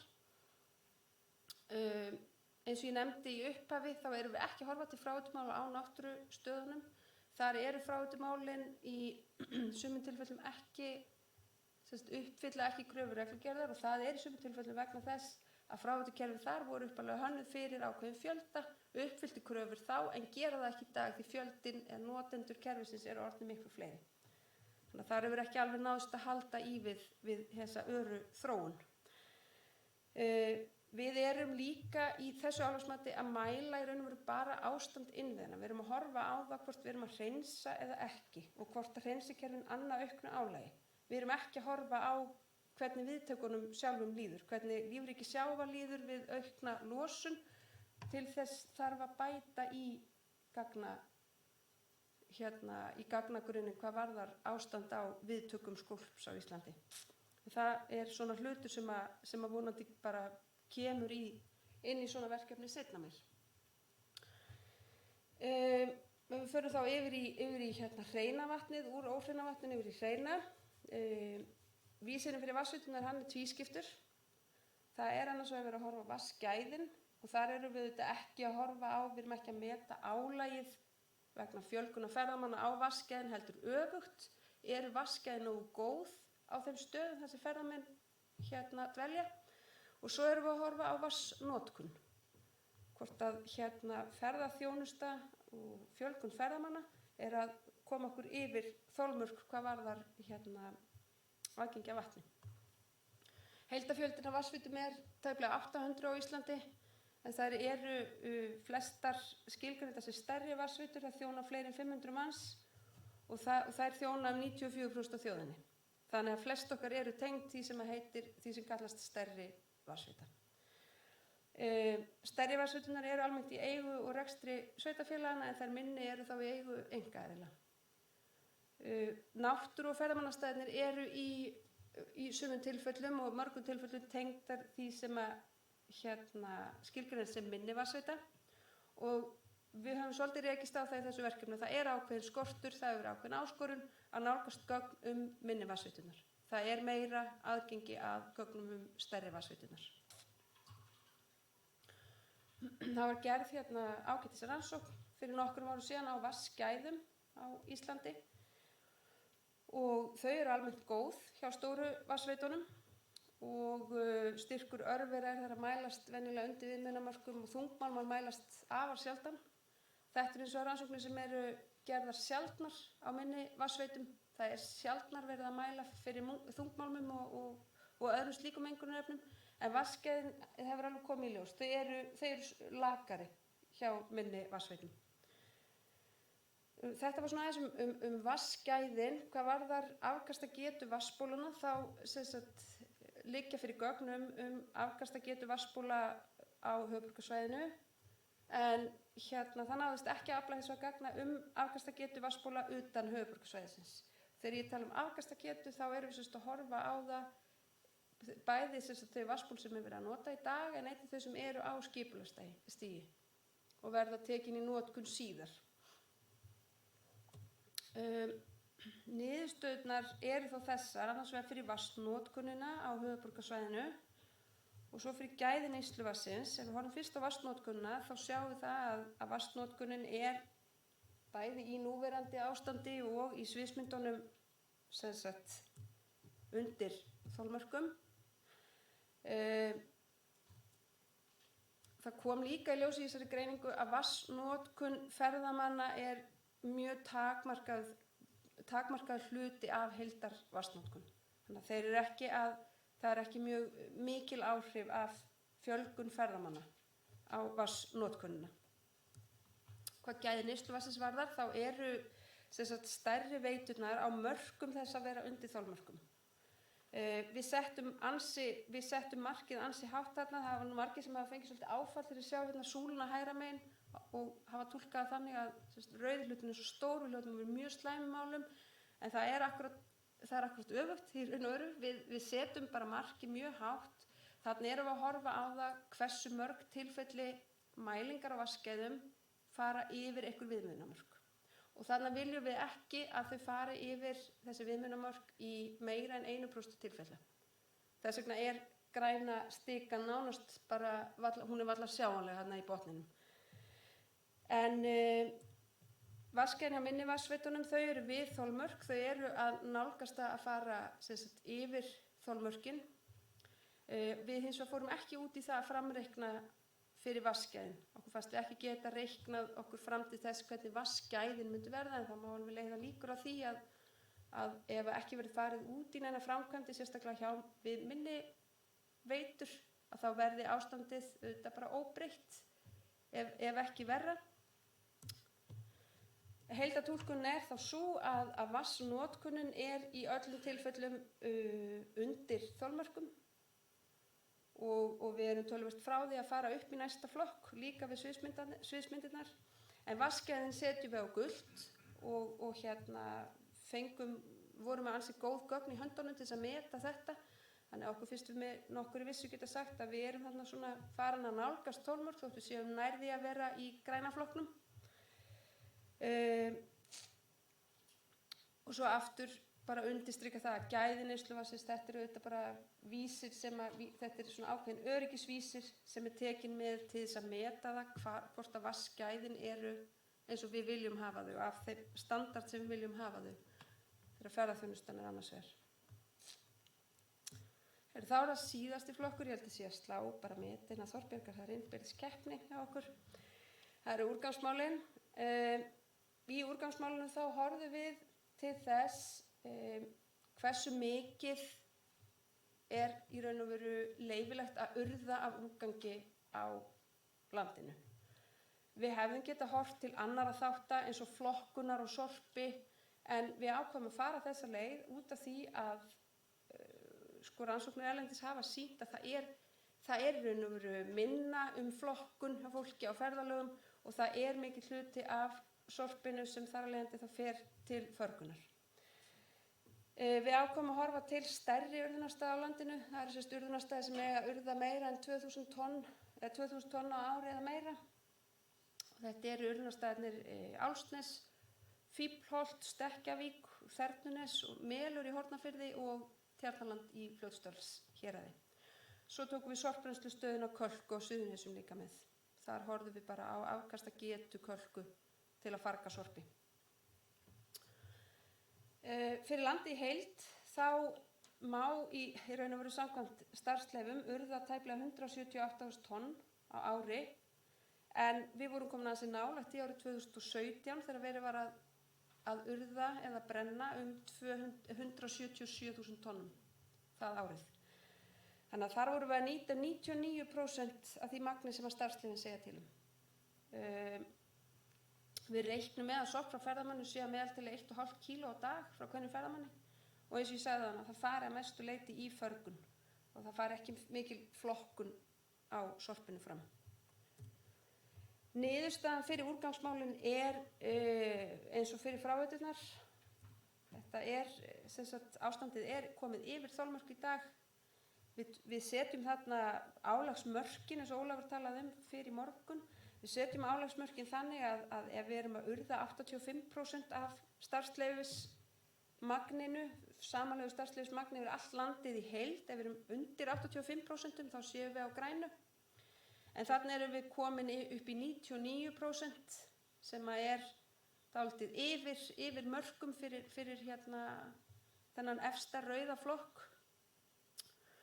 En það er samt þannig að sko einstaka urðunarstæðir þeir geta farið yfir þolmörk eitt ár og geta verið komnir undir næsta ár. Það geta verið bara einstaka framkvæmdir, stórframkvæmdir á sviði byggingaframkvæmda sem geta ítt stöðum yfir þolmörk eitt ár og þau geta verið komnir undir næsta ár. En þetta er svona meðaltalið svo lítur út með við nýjustu gögn. Í sviðsmyndunum þá erum við komin ennþá lengra, þess að við erum með stikun alveg upp í 120%, þar erum við farin að urða mun meira ef við reiknum með að ástandi verði óbreytt. Það verði áfram bara lítil flokkun og við erum að miða okkur við, bara miða við alþjóðlegar reynslutölur, að flokkunum sé jafn lítil að þá erum við farin að urða mun meira heldur en starfsleyfin gefa okkur rými til í dag.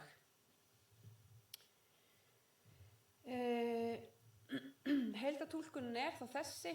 Við byggjum þessa greiningu á ansi góðum gögnum og við erum á okkar mati komin yfir þolmörk hvað urðunarstæðina varðar í dag. Það er aðeins meiri óvissa greininguna í sviðsmyndunum til framtíðar. En það er alveg ljóst að ef það verður ekki ráðist inn eina frekari framkvæmdir, starfsleyfum breytt eða farið í það sem er enn betra, meiri flokkun, úrbætur á sviði úrgangsmála, í stað þess að stækka við starfsleyfin eða stækka urðunarstæðina, þá verðum við áfram á rauðu. Að lokum þá bara nefni ég það að hlutdeild ferðamanna í förgun úrgangsins var metin út frá almennum gögnum, en það væri auðvitað betra ef við værum með eitthvað gögn sem byggðu á mælingum hér á landi það hversu hátt hlutfalls frá ferðaþjónustunni fer til urðunar. Og þetta er bara eitt af því sem mætti bæta í gagnaöflun fyrir áframhaldandi þróun í þessu verkefni. Og þá ætla ég að gefa orðið yfir til hans Nathan. Hann ætlar að kynna náttúrustæðina. Nathan, you're next.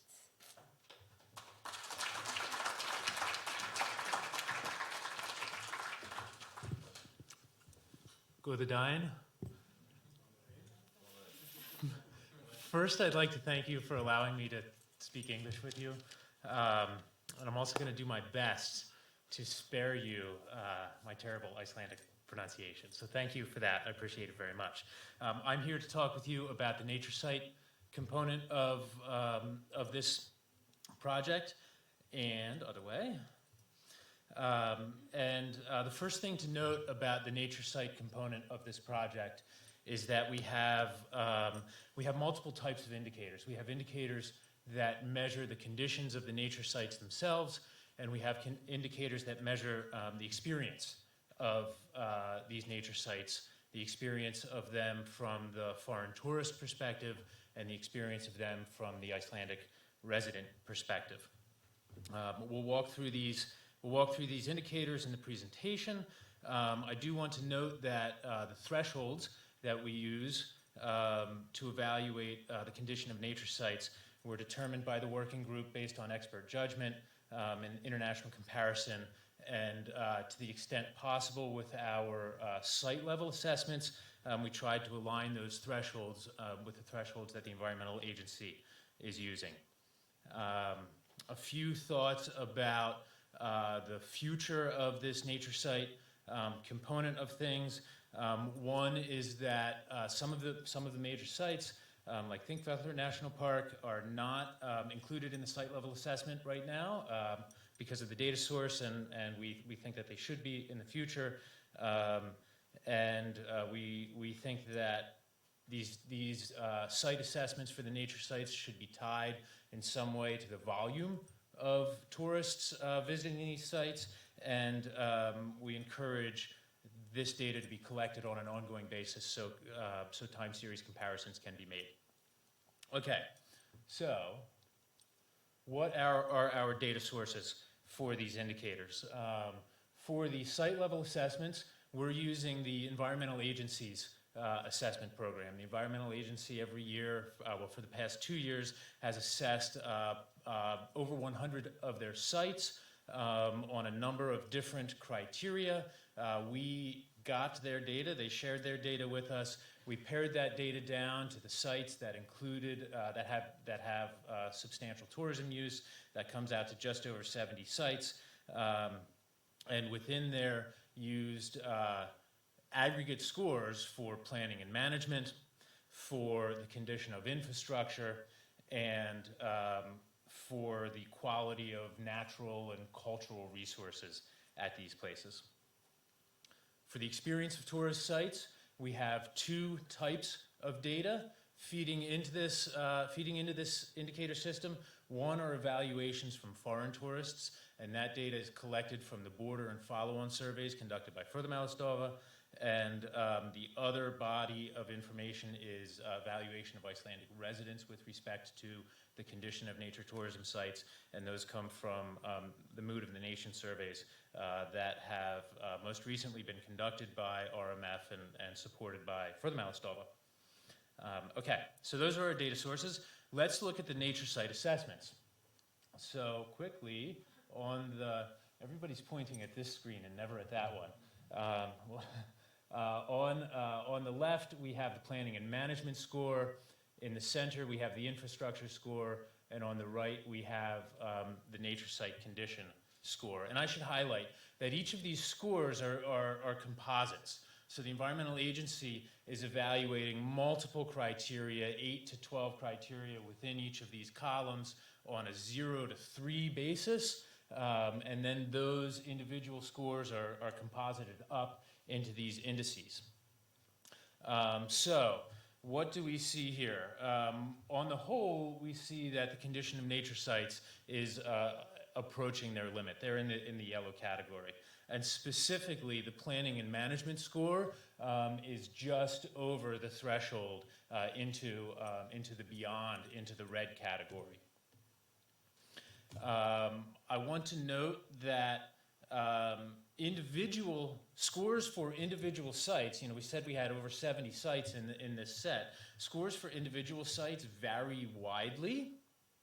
Some are very bad, some are very good, but on the whole, the bulk of the scores are within this yellow zone of approaching the threshold. While data was collected both in 2017 and 2018, there were substantial methodological improvements that were made by the Environmental Agency between 2017 and 2018 that make comparison of those 2 years and drawing trends from one year to the next not a good idea. And so we're working with the 2018 data here. And again, while this information is important and useful, it would be even more useful if we could tie this information to the volumes of tourists that are visiting these places so we can measure response to that variable. Okay, that's what the sites are like. Let's talk about the experience of these sites. How does it feel to go there? Okay, we have, let me just walk you through these real quick. On the far left, we have these two are measures from the foreign tourist perspective. The first one is, does Iceland need to do a better job of nature conservation? The second one is, what was the overall quality of your experience at nature sites and attractions in Iceland? The three on the right are measures from Icelandic residents, from the attitude of the resident survey. The first of those right here is what are the condition of the, how do you evaluate the condition of the trails in your home area? The middle one there is, do you agree with the statement that tourists spoil nature? And on the far right, does tourism improve access to Icelandic nature? So the first thing I see here when I look at this data is a substantial difference between the attitudes of tourists and the attitudes of residents towards nature sites. On the whole, tourists are quite satisfied with the experience of nature sites in Iceland. On the whole, Icelandic residents are quite skeptical about the experience of nature tourism sites in Iceland, indeed approaching the beyond the threshold line. What are the reasons for this? One is that tourists are on holiday, and when we are on holiday, we're looking for ways to be happy. We're happy to rationalize and have a good time and accept our conditions. Also, Icelandic residents have had the benefit of seeing change over the years and are not making necessarily a moment-in-time evaluation, but more of a comparative evaluation.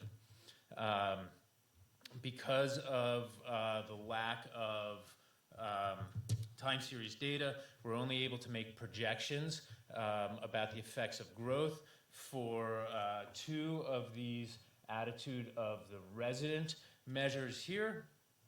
And we see a relationship that as tourism increases, we expect that the experience of Icelandic residents with respect to nature sites will decrease. And indeed, we can suppose that this relationship will hold across all of these variables, even though we don't have the data for that right now. So, in general, an overall assessment is that the nature sites here in Iceland that support tourism are certainly approaching thresholds of capacity. As tourism grows, particularly if tourism grows towards the 5% scenario, these sites may move beyond their capacity to handle tourism into a critical or negative area. The greatest need for these nature sites is improved planning and management to bring all of the sites up to the level of where good planning and management is occurring here. And there are many instances of good planning and management going on with these nature sites. And only after that planning and management is completed should investment be made in infrastructure. If the infrastructure issues are addressed prior to planning and management, there's a risk that those infrastructure projects could compromise the quality of the sites or not accommodate the uses that are going on here. And as we mentioned before, while we don't have information, while we don't have data in a time series for many of these variables, we are pretty confident that as tourism grows, without additional action, the condition of these nature sites will degrade, and collecting that time series data and connecting it with use volumes is important. Thank you for your time.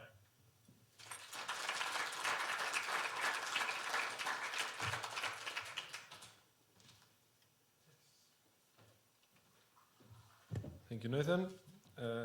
Sælötsumul, ég heiti Sigurður og ætla að tala kólumbsspor ferðamanna, eða bara kólumbsspor þá frá vegasamgöngum og innanlandsflugi hjá ferðamönnum. Við skoðum aðeins skemmtiferðaskip líka en það var svolítið erfiðara að setja þá losun í samhengi við markmið hjá Íslandi. Og hvert markmið hjá Íslandi? Það að draga úr losun frá losun bara á heildina litið 40% fyrir 2030, svo líka 20% fyrir 2020.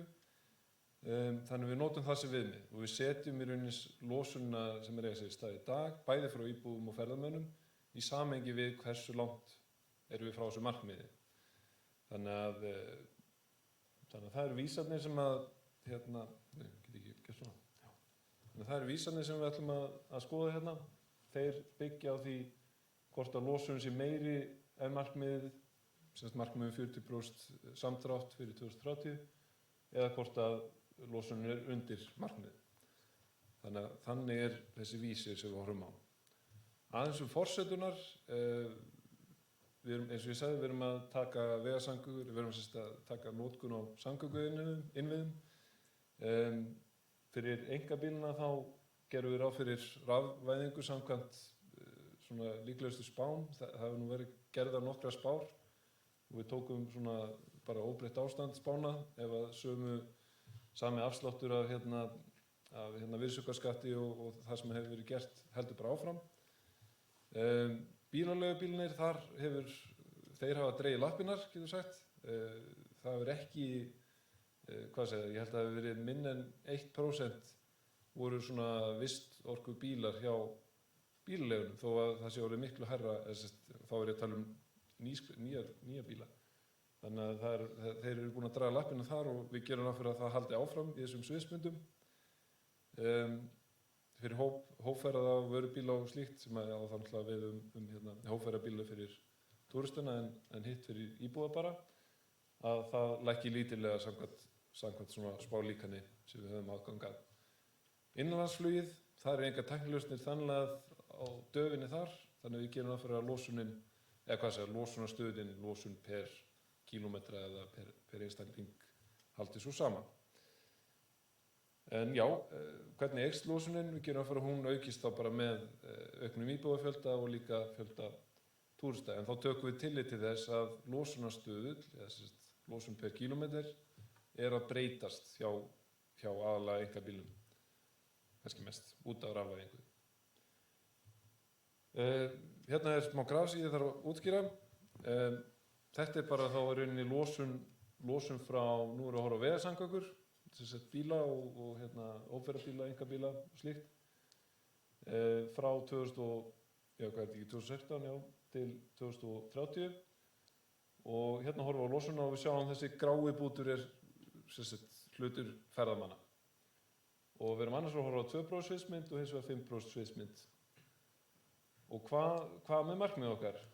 Við tókum við markmið fyrir 1990 sem er nú aðeins aftar.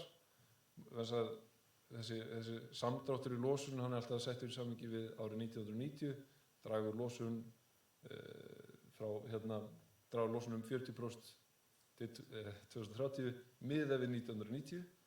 Þannig að við höfum tekið hérna bara línuð frá 1990 þannig að við náum markmiðinu bæði 2020 og síðan 2030. Hérna erum við þá í rauninni værum við búin að draga úr losunum 40% með 1990. Þannig við þyrftum að vera hér 2030, en þið sjáum að fyrir sviðsmyndina erum við ansi langt frá því. Við erum hérna næstu tvöfalt yfir markmiðið. Þó að við séum að draga úr losun, en ég meina við erum ennþá að auka losun, en hérna með þessar sviðsmyndir, þessar líklegustu sviðsmyndir, þá stendur þetta svona í staðinn fyrir síðan aðeins að draga úr. Þannig að, já, þetta er, við erum ansi langt frá markmiðið hér, bæði í dag, við erum ekki, í dag hefðu þurft að vera búin að draga miklu meira losun ef við ætlum að vera að standa okkur markmið og líka 2030 erum við ennþá fjær markmiðinu. Ef vöxturinn er 5% í fjölda ferðamanna þá er þessar gráasúlur stærri og hérna þá erum við enn fjær markmiðinu. Innanlandsflugið, við settum upp svipaðan vísi fyrir innanlandsflugið, þar er þetta aðeins öðruvísi. Þá er markmið, við vorum að losa það mikið 1990 að við erum að losa minna heldur en þá og við erum alveg undir markmið í dag. Markmiðið væri hér og þyrftum að vera komin hingað 2030 en í rauninni vegna þess að við erum ekki horfnir á tæknilausnir í flugi, við erum bara að horfa fram á aukningu í fjölda ferðamanna og íbúa og þá er hérna losunin að aukast og í rauninni 2030 erum við ekki lengur að fylgja markmiðunum. Fyrir 5% aukningu þá eykst þetta líka aðeins meir. Og þá lítur myndin svona út. Ef við horfum fyrst á núverandi sviðsmynd fyrir vegasamgöngur, nú er vegasamgöngur hérna vinstra megin og innlandsflug hægra megin. Horfum á vegasamgöngur að núverandi ástand, eins og ég sagði, þá erum við langt frá því að standa við skuldbindingar okkar í loftslagsmálum samdrátt frá samdráttur í losun frá vegasamgöngum. Og ef við höldum áfram þá er rauninni bara fjarlægustu markmið en frekar. En þið sjáum við að báða sviðsmynda 2 og 5% eru á sér nálægt, þannig að þetta er á stórum hluta líka út af aukningu í fjölda íbúa. Þannig við erum ansi rauð þarna, en á móti kemur fyrir innlandsflugið þá erum við á grænu í dag, við værum ekki bara á pari heldur aðeins undir markmiðum. Ég kannski gleyma að nefna, ég tek þessi 40% þetta markmið og set það bara á alla geira. En í raun og veru gæti verið að við myndum vilja að draga meir úr vegasamgöngum og minna úr innlandsflugi eða öfugt meira frá landbúnaði eða úrgangi. En það er raunin ekki búið að negla niður hvað hver og einn geiri á að draga úr, þannig ég set bara þessi 40% yfir alla geira. En já, innanlandsflugið, þá erum við á grænu, en ef við höldum áfram bara að auka, þá förum við yfir í rautt. Aðeins hversu stór hlutdeild ferðamanna í þessari losun, hún er svona í kringum 13–90%, þannig að eftir hvaða sviðsmynd er horft á. Þetta eru mest bílaleigubílarnir, enda hafa þeir verið að dragast aftur úr, engin rafvæðing í gangi þar ennþá. Og svo í rauninni, nú gleym ég, innanlandsflugið er eins og aðeins hérna lægra hlutfall. Svo ef við horfum á umferðarljósin, þá er það alveg klárt mál að við erum á rauðu í dag og sviðsmyndina lítur út fyrir að við séum á rauðu líka áfram. Það þarf miklar og metnaðarfullar aðgerðir til þess að draga úr þessari losun og í rauninni til þess að standa við skuldbindingar Íslands í loftslagsmálum. Og það gæti orðið kostnaður fyrir íslenskt samfélag að standa ekki við þessar skuldbindingar. Þannig að rík ástæða til þess að drífa í málum þarna. Bílaleigubílar eru tæplega helmingur innfluttra bíla. Þannig þeir stýra því rosalega mikið hversu hratt rafbílavæðing samfélagsins gengur. Og þessi bílar fara síðan keyptir af íbúðum og halda áfram út í samfélaginu. Bílaleigurinn er að stýra rosalega mikið þessu. En þær hafa setið á hakanum og maður velti fyrir sér hver er flöskuhálsinn. Nú töluðum við einhverja þarna þegar vorum að vinna þetta verkefni og það var svona helst að það vantar meiri hleðslustöðvar og maður sé fyrir sér að áningarstöðum þurfi helst hraðhleðslustöðvar, þá þurfa menn bara fá smá innspýtingu og svo halda áfram. Á meðan á gististöðum þar svona þyrfti að vera hefðbundnar hleðslustöðvar. Þannig að við svona sjáum fyrir okkur að það sé kannski helsti flöskuhálsinn hana. Já, þannig það. Takk fyrir mig.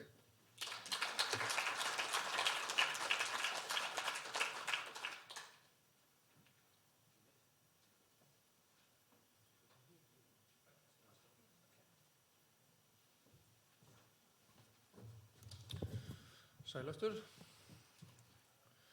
Við ætlum að fara yfir, það sem við kallum stoðþjónustu. Við vorum með sérstakann vinnuhóp sem að nefndum stoðþjónustu undir hann fjall sem sagt löggæslumál, heilbrigðismál, vinnumarkaðsmál og húsnæðismál.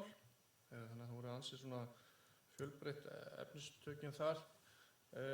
Ef við byrjum á heilbrigðisþjónustunni þá vildum við einna helst skoða þá vísa eða lögðum til vísa sem að væru að meta þjónustu sjúkrahúsum, hlutdeild erlendra ferðamanna, þjónustu sjúkrahúsum og svo þetta sem snýr að slys á bráðaþjónustu.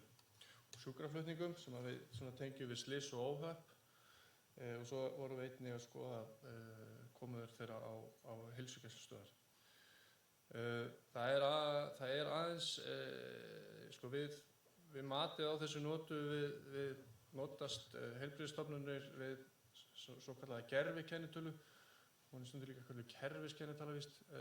Sem sagt þeir einstaklingar sem að fara inn á sjúkrahús og heilbrigðisstofnanir sem er ekki með þessa hefðbundnu kennitölu, þeim er úthlutað svo kallað gervikennitala og er þannig skráðir inn í kerfin, heilbrigðiskerfin. Þannig að það er í rauninni þannig sem að við nálgumst fjölda erlendra ferðamanna.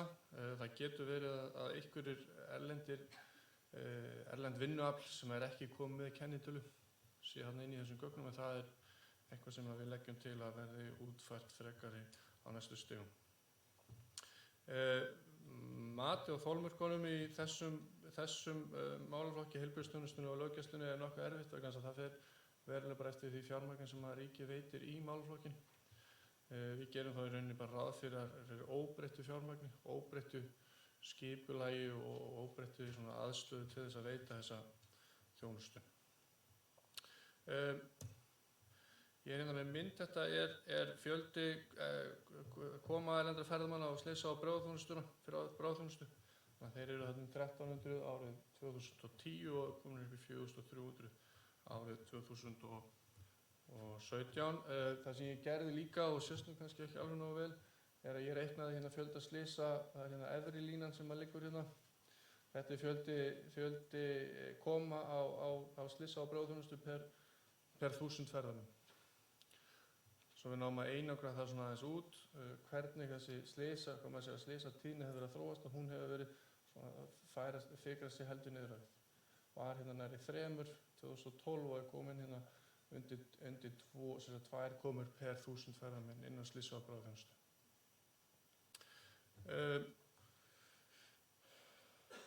Við höldum áfram. Við notuðum erum að skoða einna helst slysa á bráðaþjónustu og hér þetta hlutdeildin yfir landið í heild. Það var sem sagt hérna 2010 undir 2% og núna 2017 komið upp til 4%.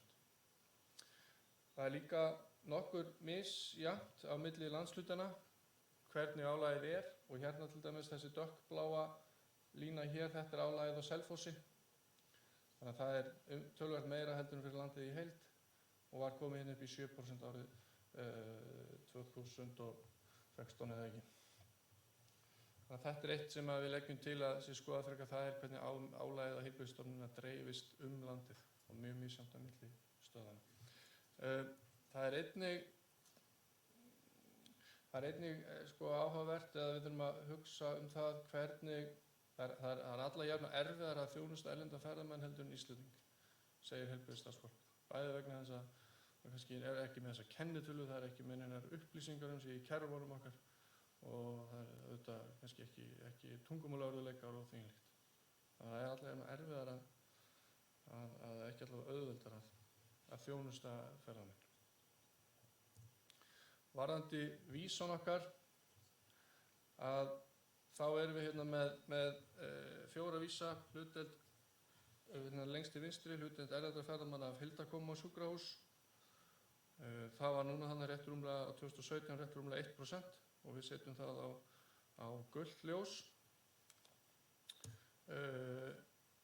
Fyrir næstu vísa þá er það hlutdeild erlendra ferðamanna af heildarkomum á heilsugæslustöðvar. Það var undir 1% og við setjum það á grænt ljós. Það er undir þolmörkum þar. En það hefur verið bætt nokkuð í heilbrigðisþjónustuna á undanförnum árum á heilsugæslustöðvarnar. Varðandi slysa og bráðaþjónustuna og sjúkraflutningana, þar er hlutfallið hærra hérna nærri 4% fyrir slysa og bráðaþjónustuna og rúmlega 5% hérna fyrir sjúkraflutningana og við setjum það á gult ljós.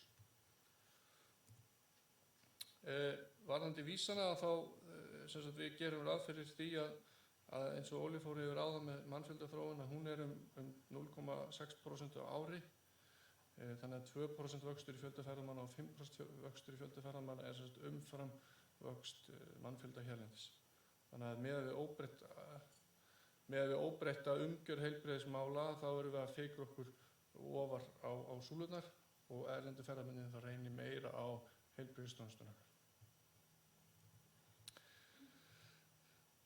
Þannig að heilt yfir þá erum við að fikra okkur upp súlurnar og nærri dýpra í gula og upp í rautt. Heilda niðurstaðan þá hún er það svo að við erum á gulu núna og einnig fyrir 2% vöxtinn og 5% vöxtinn. Þannig að það er aðgerðir svona sem við sjáum og mætti grípa til, það er bara þetta fjölga heilbrigðisstarfsfólki og bæta aðbúnað á sjúkrahúsum og öðrum heilbrigðisstofnunum. Varðandi löggæsluna þá erum við með svipaða nálgun þar, við notumst áfram við þessar gervikennitölur svokölluðu og það þetta hefur aukist mikið þjónusta lögreglunar við ferðamenn undanförnum árum. Það er ekki enn sem komið búið að leggja fram þjónustu og öryggisstig lögreglu. Það er í svokölluðu löggæslu áætlun í drögum þar. Þannig að þar verður það vonandi samræmd gagnaöflun og við leggjum til að þeir vísar sem að koma fram með þessari löggæslu áætlun verði yfirfærðir inn í þetta verkefni. Hérna er ég með mynd, þetta er fjöldi erlendra einstaklinga í umferðarslysum og það er þá þessi hérna bláa súla hérna. það eru auðvitað aukist mikið bara samhliða fjölgun ferðamanna. Og við sjáum hérna þessi stöplar hérna, þetta hvernig þetta dreifist á þessa 3 landshluta. Það sem sagt mest hérna á höfuðborgarsvæðinu á Suðurlandi og þar á eftir á Vesturlandi. Og svo það aðrir landshlutar sem fylla hérna upp í þetta. Ég reiknaði þetta hlutfall slysa líka miðað við samskonar hátt áður nema núna fyrir 100 gistinætur. Og það sem sagt hefur verið að falla niður á við hérna undanförnum árum. Vísarnir, við erum með hérna vísirinn lengst í vinstri, það fjöldi lögreglumanna á hverja 1000 íbúa og ferðamenn á sumri. Þá erum við raunin að taka þann mánuð sem að ferðamenn eru flestir hér á landi og reiknum þetta hlutfall þar á milli. Sem sagt fjöldi lögreglumanna og hámarksfjölda sem hér á landi. Þannig að það var 1,5 núna í 2017 og það hefur verið og svona til samanburðar þá var hann verið 1,9 árið 2010. Slysin, fjöldi atvika sem lögregla sinnir, þau voru 5.700 og við setjum það líka á gult. Varðandi umferðarslys sérstaklega og það líka þarna gulu. Og svipað og áður sem sagt að 2% fjölgun ferðamanna hraðari heldur en fjölgun þeirra sem hér búa og í rauninni með við óbreytta umgjörð löggæslumála þá eru ferðamenn að reyna meira og meira á lögregluþjónustuna alla. Niðurstaðan, Niðurstaðan er þá svo að við setjum þetta á gult allt saman og það rauninni mat ríkislögreglustjóra að þjónustan sem er veitt erlendum ferðamönnum er ófullnægjandi. Og auðvitað er það þannig líka fyrir 2% og 5% vöxtin. En við sjáum samt ekki að það fari inn á rautt, að það verður áfram á gulu.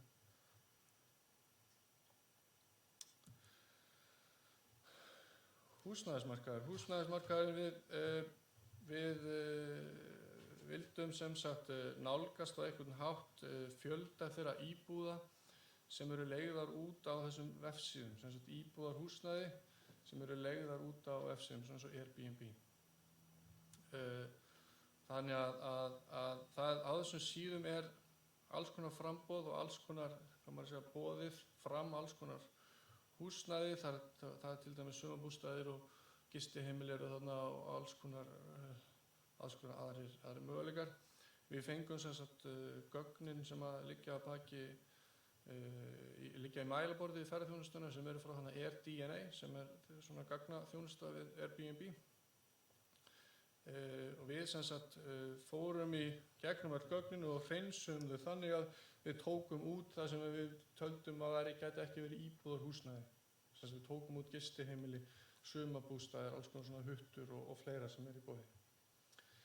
Og þegar við vorum búin að því þá filtruðum við aftur gögnin þannig að við værum bara með þær íbúðir sem verða leigðar út í fleiri en 90 daga á ári. Sem sagt, og þá erum við, markmiðið með því var að segja þá að þær íbúðir sem verða leigðar út í fleiri en 90 daga á ári væru annars á íbúðamarkaði. Þannig að það er auðvitað einhver eignir sem eru leigðar á 20 daga en við segjum að þær eru þá bara á íbúðamarkaði meðan eigendurnir eru kannski frí annars staðar. Við vorum ekki, það er sem sagt alls leyfisveitingaferli fyrir þessar íbúðir, við vorum ekkert að líta til þeirra. Markmið vísinsins er einungis að átta sig á þeim fjölda íbúða sem að væru annars á íbúðamarkaði, ekki að leggja neitt mat eða fylgjast með, hvað maður segja, svona skilvirkni og eftirfylgni leyfisveitingaferlisins hjá sýslumanni. Við vorum með gögn fyrir landsvæðin og við erum það, ég setti þetta hérna fram, við erum sem sagt, þolmörkin, byrjum á þeim kannski. Við hafa ekki farin frá rannsóknir á viðhorf íbúða til gistingar íbúðarhúsnæði. Við hefum svo að vissum og fengum það í gegnum vinnuhópana, það eru 2 sveitarfélög sem hafa farið í sérstakar aðgerðir. Það er Vík í Mýrdal og Djúpavogshreppur sem hafa svona stigifasti jarðar varðandi þessi mál. Við litum bara hreinlega í gögnin sem við áttum og mátum og kíktum bara hvert var hlutfallið í þessum 2 sveitarfélögum og það var 6%. Þannig að það bara var okkar mat og setjum við hérna skilin milli guls og rauðs í 6% og skilin hérna fyrir neðan helmingurinn af því 3%. Þannig að þetta var svona okkar sérfræði álit sem við byggðum á út frá gögnunum. Ef við lítum á landshlutana þá hlutfallið hæst á Suðurlandi, það eru 4%. Og þar á eftir hérna á höfuðborgarsvæðinu hérna rétt undir 3%. Öðrum landshlutum að lægra. Landið í heild þá það hérna rétt undir 3% og það við metum það sem svo að það sé á grænu. Fyrir sviðsmyndirnar gerum við ráð fyrir því að fjöldi íbúða muni aukast í samræmi við fjölda íbúa. Og það er þá 0,6% ári eins og ég sagði það. Þannig að ef við gerum, þannig að það hraðari vöxtur í nýtingu íbúðarhúsnæðis til ferðamanna og þess vegna fer þetta hérna upp súluna eins og sem séð áður. Þannig að matið er þess að þannig að við erum á grænu núna, en förum yfir á gult með að við 2% vöxtinn 2030.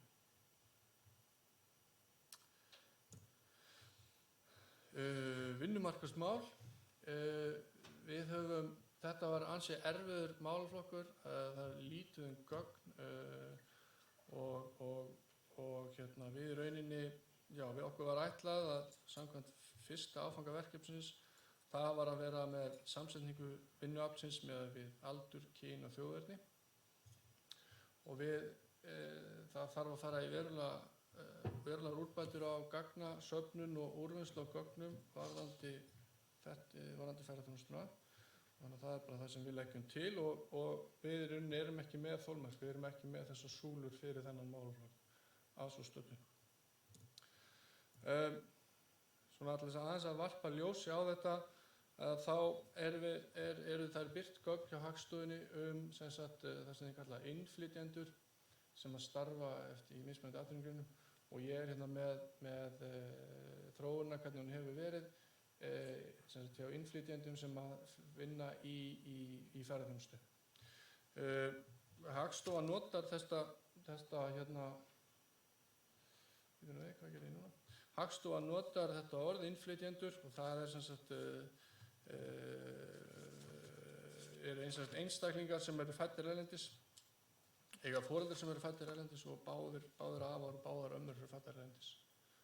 Svo eru við líka með annarra kynslóðar innflytjendur og það einstaklingar sem eru fæddir hér á landi en eiga foreldra sem voru fæddir erlendis. Þannig að í rauninni þá gæti verið inn í þessum gögnum einstaklingar sem hefur búið hér á 20 ár, komið hérna sem barn þannig að hann flokkast ennþá sem innflytjandi. Þannig að eitt af því sem við leggjum til er það að flokka þessi gögn þannig að þau meti einhvern hátt þessum einhverjum erlenda launþega. Það væri betra heiti og það fanga betur það sem við viljum ná yfir. Það fyrir greinina í heild að þá hlutdeild innflytjenda 27%. Og það er nokkuð hátt. Það er hærra í fiskvinnslu reyndar og hærra í byggingageirann en þetta eru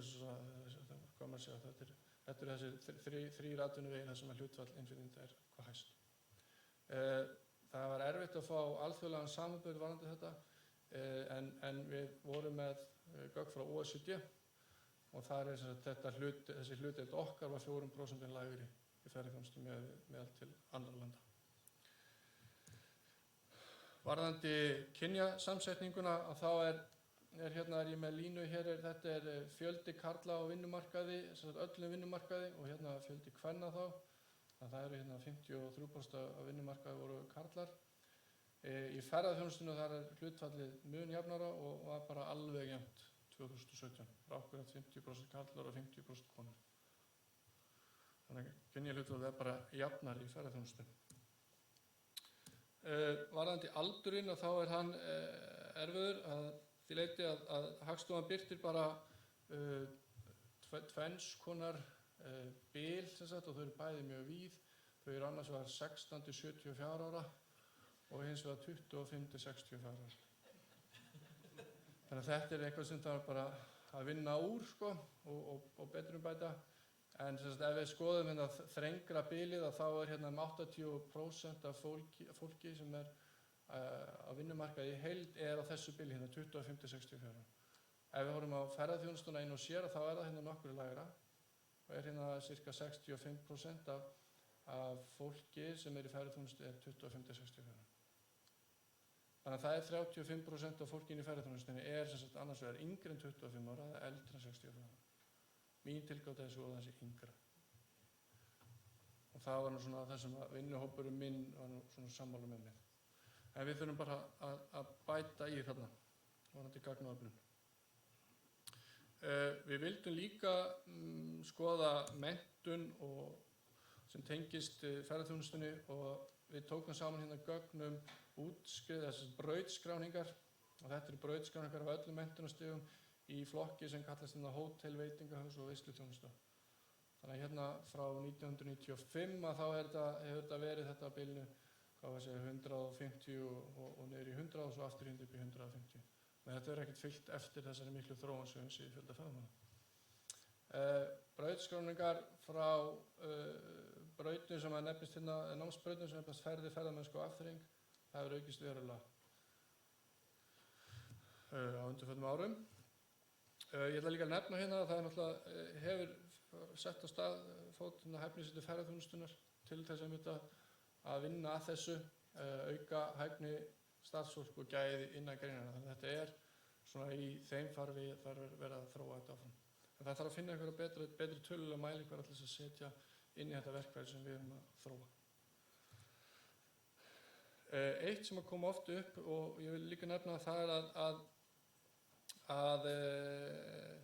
sem sagt ánægja, starfsánægja innan meðal þeirra sem starfi í ferðaþjónustu.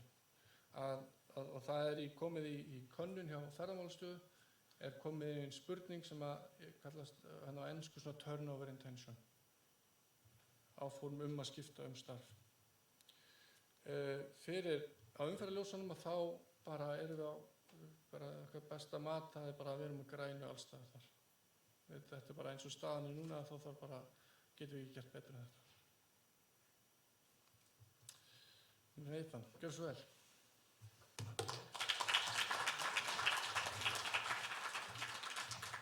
Hello again. Okay. We're going to try and stay on our schedule here, so we will move at a brisk and steady tempo. We have two more indicator sets to cover. The attitude of tourists towards their experience and the attitude of Icelandic residents toward tourism. So let's begin with the attitude of tourists towards their experience. Within this indicator set, we have measures that are both positively oriented, measuring the good qualities of their experience, and negatively oriented, measuring the bad qualities of their experience. Our data source for this is the Ferðamálastofa border and follow-on surveys, a selected subset, a very limited set of questions from those surveys.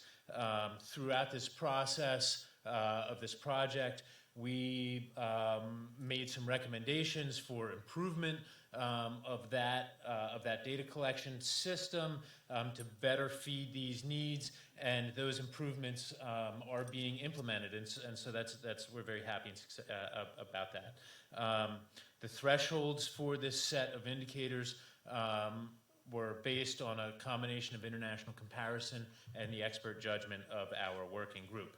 Okay, so what are our indicators? First and foremost, we have the Net Promoter Score, and Net Promoter Score is a composite score that measures the relative proportions of people who will highly recommend Iceland as a tourism destination to their friends and family, and in comparison with the proportion of respondents who would not recommend Iceland as a tourism destination.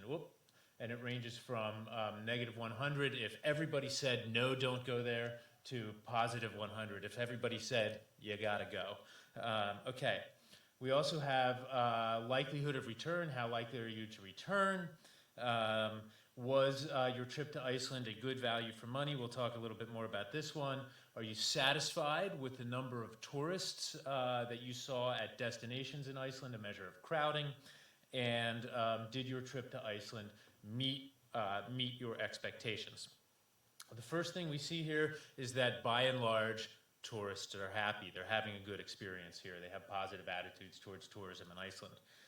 The Net Promoter Score for Iceland is in fact very high for both the summer and for the winter. We have some international comparisons. New Zealand, 76%.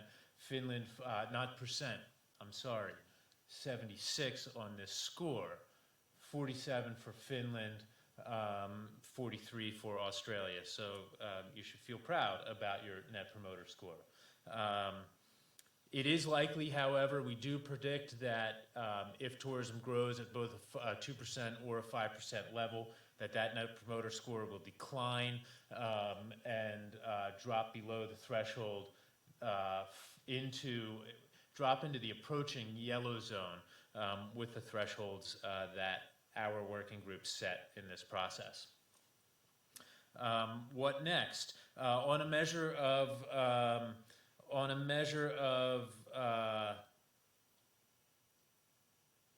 likelihood to return, satisfaction with numbers, our expectations met. Everybody's feeling very positive about things.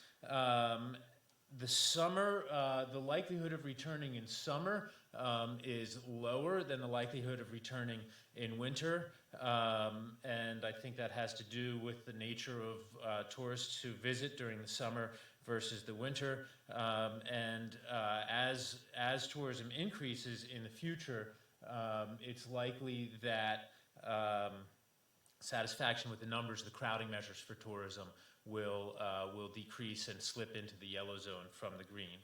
We do want to note that the way this value for money concept has been measured in the past, all of the participants in this process were dissatisfied with it, felt it missed the mark, and Further Malistova has done a wholesale redesign of that question, and so that will change into the future.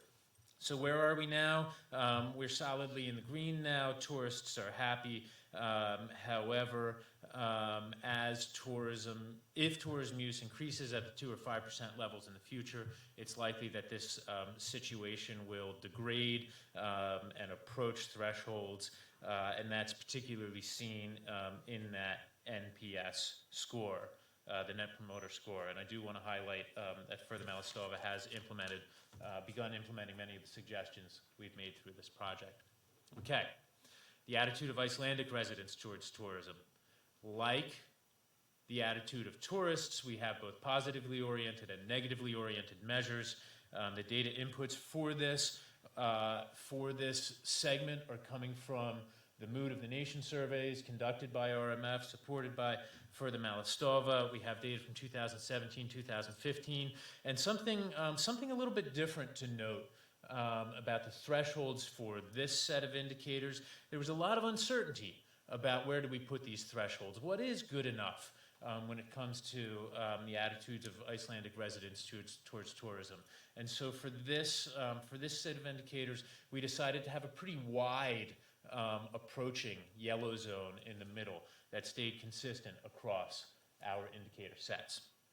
Okay, are you satisfied with the number of tourists? This is the number of tourists in your hometown. Do tourists disturb your daily life?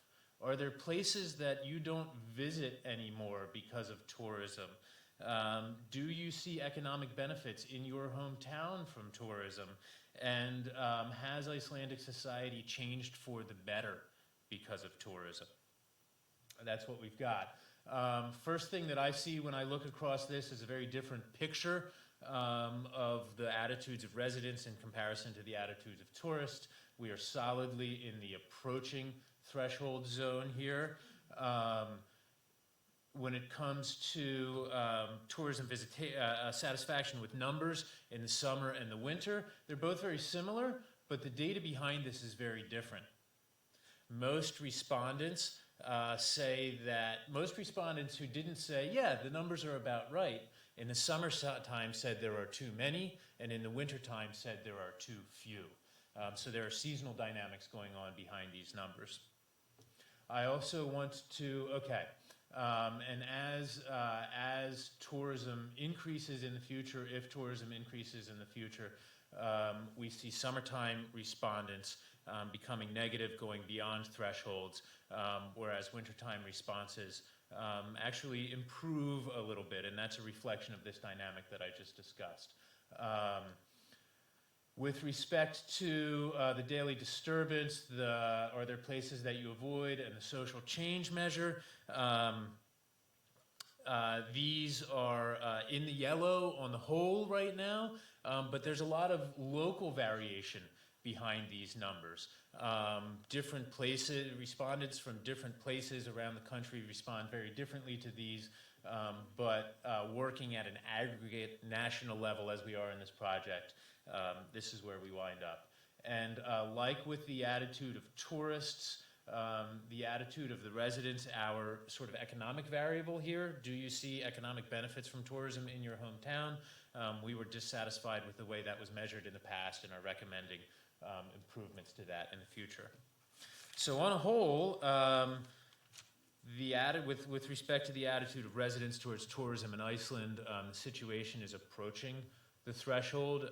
We did not feel that it was becoming red quite yet, but it may in the future as if tourism increases at a 2 or 5% level, and these variables are very important. The social license to operate for tourism is a foundational concept in sustainable tourism, and so monitoring these variables and keeping the pulse on them in the future is a critical element. Thank you for your time.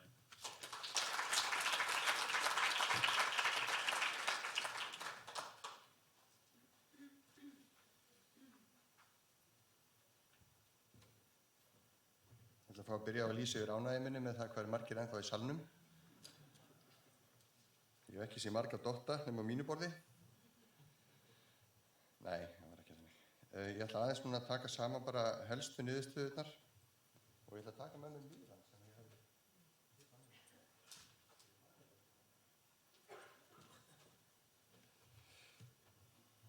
Þið náttúrulega við höfum farið yfir mjög mikið efni með ykkur og mjög hratt. Ég átti mig á því. Ég vona að þetta hefði verið nýtilegt. Gögnin sem síðan liggja baki þessu, sem eru nokkuð ítalegri, verða það aðgengileg núna eftir þessa fundi í vikunni.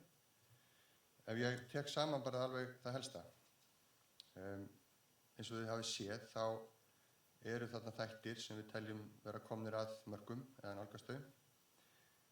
Ef maður horfir á þessa mynd og svona spáir að spekulerar á þeim 10 mínútum sem ég hef, þá getum við sagt að það súmar upp að í núverandi ástandi þá eru 41% af þessum vísum okkar í ástandi sem er grænt.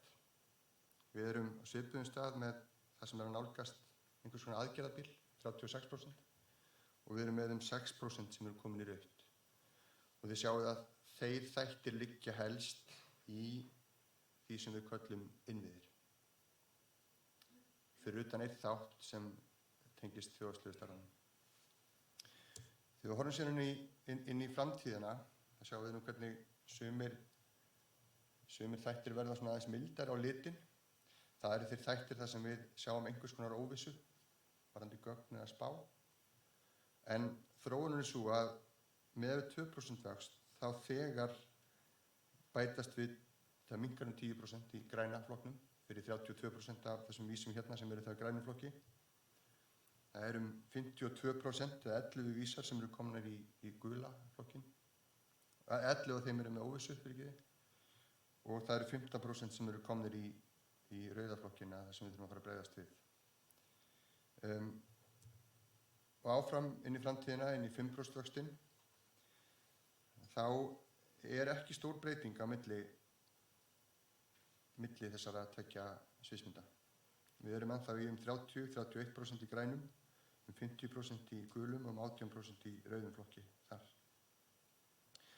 Þetta er bara rétt svona til þess að svona, ég veit ekki, aðeins að velta fyrir sér niðurstöðunum einhverju svona stórri mynd, hvað sem það svo sem gefur okkur.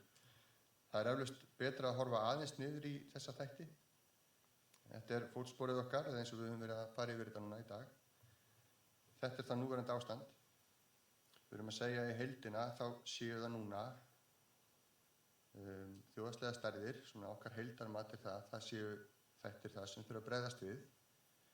Í innviðaflokkunum, þar sé enginn sem alveg á grænum sjó. Það sé alltaf einhverju þættir sem eru komnir á því stigi sem við segjum að það þurfa að fara að bregðast við. En það eru 3 þættir sem við erum að segja séu komnir yfir. Ég held að það sé nokkuð breyting. Ég held að flugvöllirnir eiga að vera líka í rauðum hérna. Ég hef ekki vist að nýjustu breytingu hérna 5 mínútur í. Samfélagsþættirnir eru þá þannig að við teljum að þar, miðað við það sem við höfum, að þá sé ástandið betra. Ef við horfum til 2% aflaugafjölgunar, þá eru þetta sömu þættir sem að haldast óbreyttir og þarna vil ég leggja áherslu á það að flugvellir eiga að vera rauðir líka. En það er þá komnir þættir inn hvað varðar vegakerfið, þar sem við þurfum að fara að bregðast við. Og í húsnæðismálum, eða húsnæðismarkanum, að þá sé komin aukin pressa sem við þurfum að fara að bregðast við líka. Og það sama við 5% fjölgun ferðamanna. Það í fyrsta lagi eru þjóðhagslegi þættir sem við þurfum að fara að huga að. Auk þess sem að aðrir þættir haldast óbreyttir þar sem var. Nema viðhorf heimamanna, þar þurfum við líka að fara að huga því með hvað hætti sú aukning til 2030 gæti farið að hafa áhrif. Þetta svona stóru drættirnir í samantæktinni. Hérna kannski ágætis yfirlit yfir þetta. Hérna sjáið þið, að ég nota þennan skjá, samantækt á öllum flokkum yfir núverandi ástand. Þetta náttúrulega okkar heildarniðurstaða byggt á mjög mörgum vísum og bara okkar svona gildismat af því hvernig flokkurinn lítur út. Með 2% aukningu og með 5%. Það sem við erum búin að gera hérna líka og inn í niðurstöðunum að hér eru líka búin að leggja mat á það hvað myndi kosta að færa þætti úr því ástandi sem eru núna yfir það sem við kallum grænt ástand. Hvaða kostnað þarf að fara í með að við núverandi óbreytt ástand til þess að með sama fjölda ferðamanna við séum innviðina þá komna í lag. Í heildina séð þá eru þetta 149 milljarðar og í þessu, akkurat núna á þessu stigi, þá erum við ekki að leggja mat á þætti sem varða ýmsar aðgerðir sem þarf kannski að gera hérna hvað varðar stoðþjónustu og samfélag. Hins vegar höfum við lagt mat á þetta hvað varðar þessar stóru þætti sem að lúta innviðum. Með 2% auksta árið til 2030 að þá þessi tala komin í 192 milljarða og með 5% aukningu að þá þyrfti að bæta enn við upp í 228 milljarða í heildina. Við höfum ekki tíma til þess að fara alveg djúpt ofan í forsendur fyrir þessu en þær eru í gögnunum, hvað sem liggur að baki. Þið sjáum við náttúrulega að þessir flokkar eiga það í sjálfu sér allir sameiginlegt að vera í eðlisínu flokkar sem eru ekki mjög hreyfanlegir. Það tekur mikinn tíma hvað varðar leyfismál, hönnun, fjármögnun og annan undirbúning til þess að bregðast við. Þannig að það segir okkur að það er mjög margt sem við þurfum að vinna í nú þegar þar. Auðvitað vitum við líka að þessi þættir tengist ekki bara nýtingu ferðamanna en við erum þó búin að finna það út að það er ákveðin áhrif sem að ferðamannaaukning þeirra hefur á sem við myndi flýta fyrir. Eða að segja að kallar á að við þurfum að bregðast fljótar við.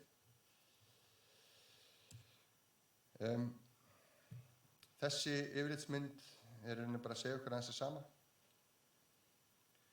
Ef við erum í þeim þáttum sem eru yfir mörkum, úrgangi og frávitum, þá sýnir stærðin hlutfallslega kostnaðinn og svo hvar ábyrgðin liggur.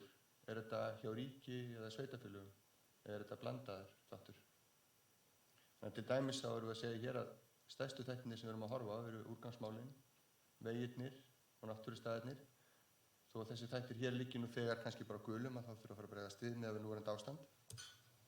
Ef horft til framtíðar þá eykst þessi kostnaður en myndin í rauninni breytist ekki mikið með 2%. En þegar komur upp í 5% aukningu og við horfum til þess að það væri aukningin til 2030 að þá þyrftum við að fara að bregðast mjög hratt við hvað var til dæmis náttúrustæði. Við líka bara svona í einfaldri mynd setja upp hvernig þetta lítur út á varandi þessa þætti sem varða umhverfi, samfélag og efnahag eins og við flokkum þetta upp í þessu verkefni. Að þá má segja sem svo að það þannig nokkur mál varða umhverfismál. Það eru umhverfismál sem að lúta að fráveitunum okkar, að úrgangnum, að samgöngunum og losun frá samgöngum og að náttúrustöðunum og náttúrunni þar. Og í heildina séð ef við tökum flokkinn samanlagt, þá ýmislegt sem þarf að bregðast við þar. Samfélagsþátturinn, stoðþjónustan, samfélagsáhrifin og önnur eru okkar mati í lagi, en þar þróun sem það þarf að líta til. Og í efnahagsmálunum það sama, við þurfum að bregðast við varðandi ýmsa þætti nú þegar og við 5% aukningu þá það aðkallandi.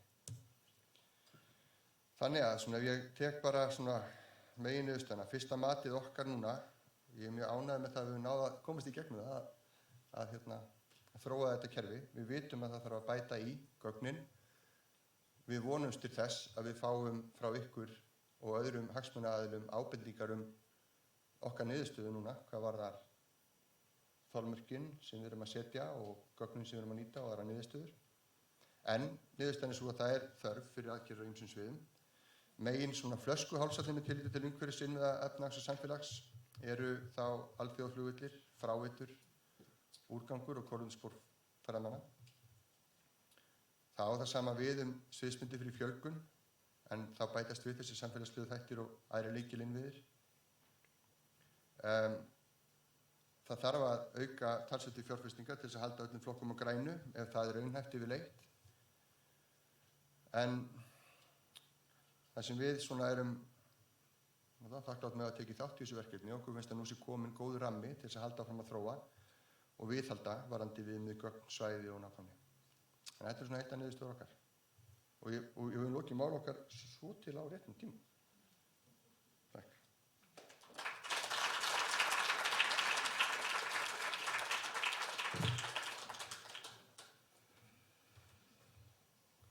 Takk fyrir Ólafur og takk fyrir kynninguna. Við ætlum í restina að bjóða upp á spurningar og ég ætla að biðja þetta ágæta fólk sem hefur verið að kynnast hérna, koma hér og hérna í panel. Það eru míkrofónar einhvers staðar og það byrja ykkur þegar þið hafið spurningu að segja nafn og stöðu og hérna lesa spurningunni í míkrofónu þannig að hún heyrist á streyminu. Þannig að einhver sem er alveg klár með spurningu?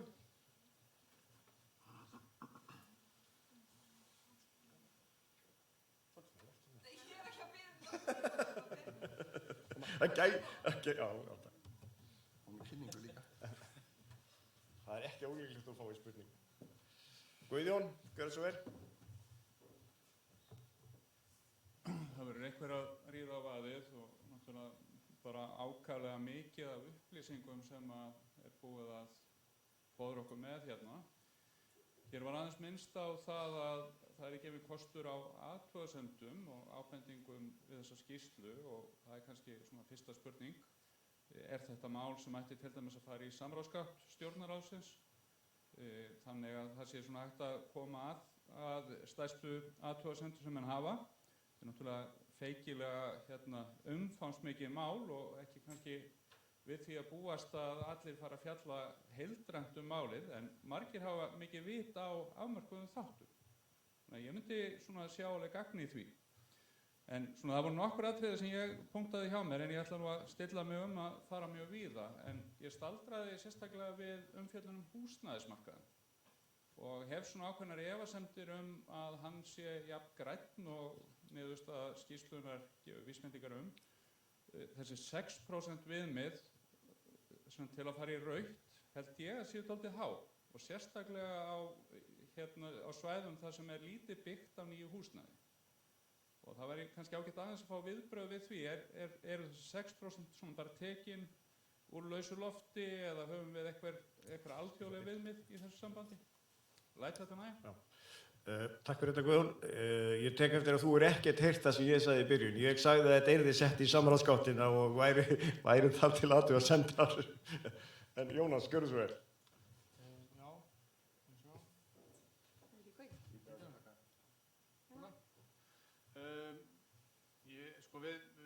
Markmiðið hjá okkur var að setja þetta fram á landsvísu og ég veit að ég kynnti hérna niðurstöðu niður á landshlutana en heilt yfir sko þá var matið já að 6% væri gott fyrsta mat á þessum efri mörkum fyrir landið í heild.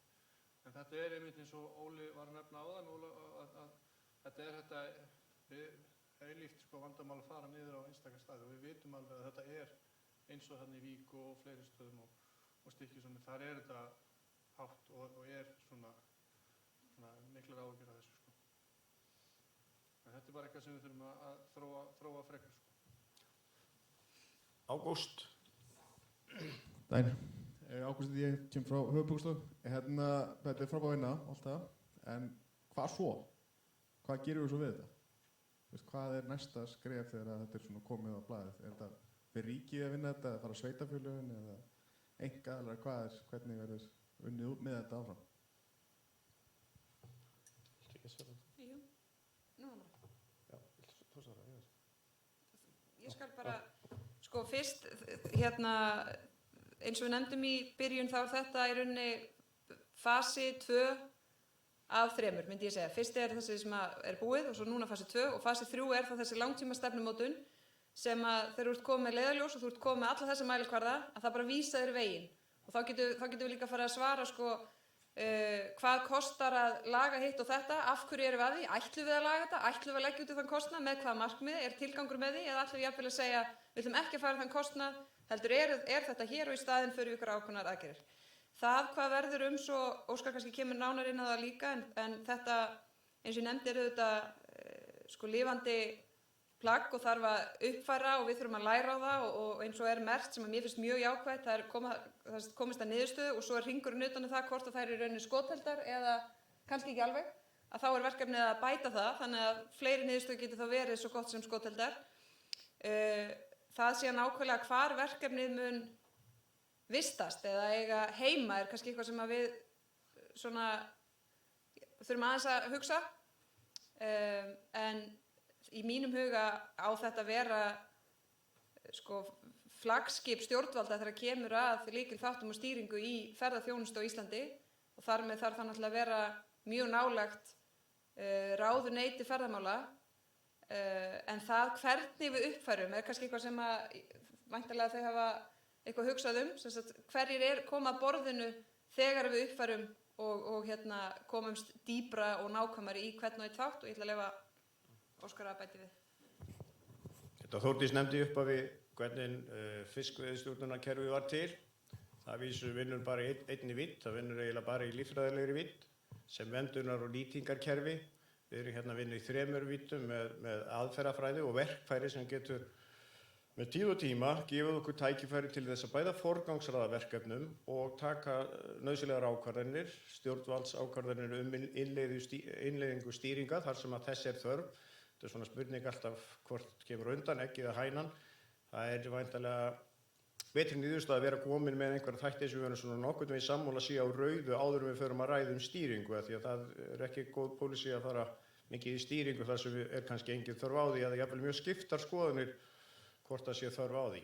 Kerfið sjálft eins og bara við þekkjum úr sjávarútveginum, það Fiskistofa sem með eftirlit og mælingar og það Hafró sem að rannsaka og stöðugt hefur verið að rannsaka okkur til þess að þekkja betur nýtingu þessara auðlindar og við erum raunverulega bara upp á ferli á svipuðu og framtíð sem svipuð eins og það kerfi hefur reynst okkur sem að í dag sem nýtingar og verndunarkerfi eru flest allir sammála að það virki þó að sé deildar meiningar úthlutunarþáttinn að því.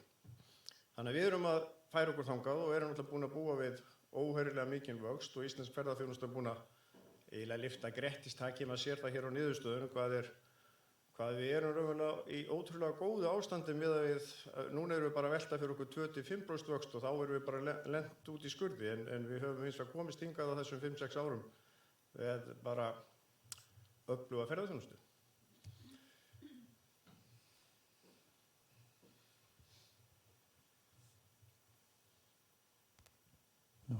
Góðan daginn og takk fyrir mjög gott erindi, mjög mikið upplýsingum sem að liggja hérna núna fyrir. Segja nafn og...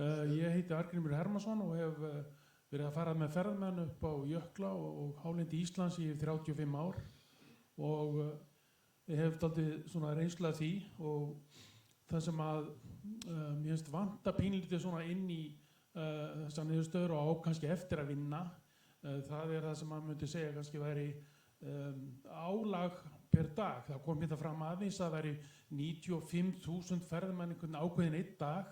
Ef við tökum þess að 2 milljónir sem eru að koma á ári þá er það ekki nema 5.000 ferðamenn á dag sem er ekkert rosalega mikið ef að innviðir eru í lagi til að taka á móti venjulegum Íslendingum og það sem við erum með. Það kom sérstaklega fram einmitt í fráveitumálunum að þetta er ferðamennir sem kom til viðbótar erlendis, þeir breytir ekki mjög miklu.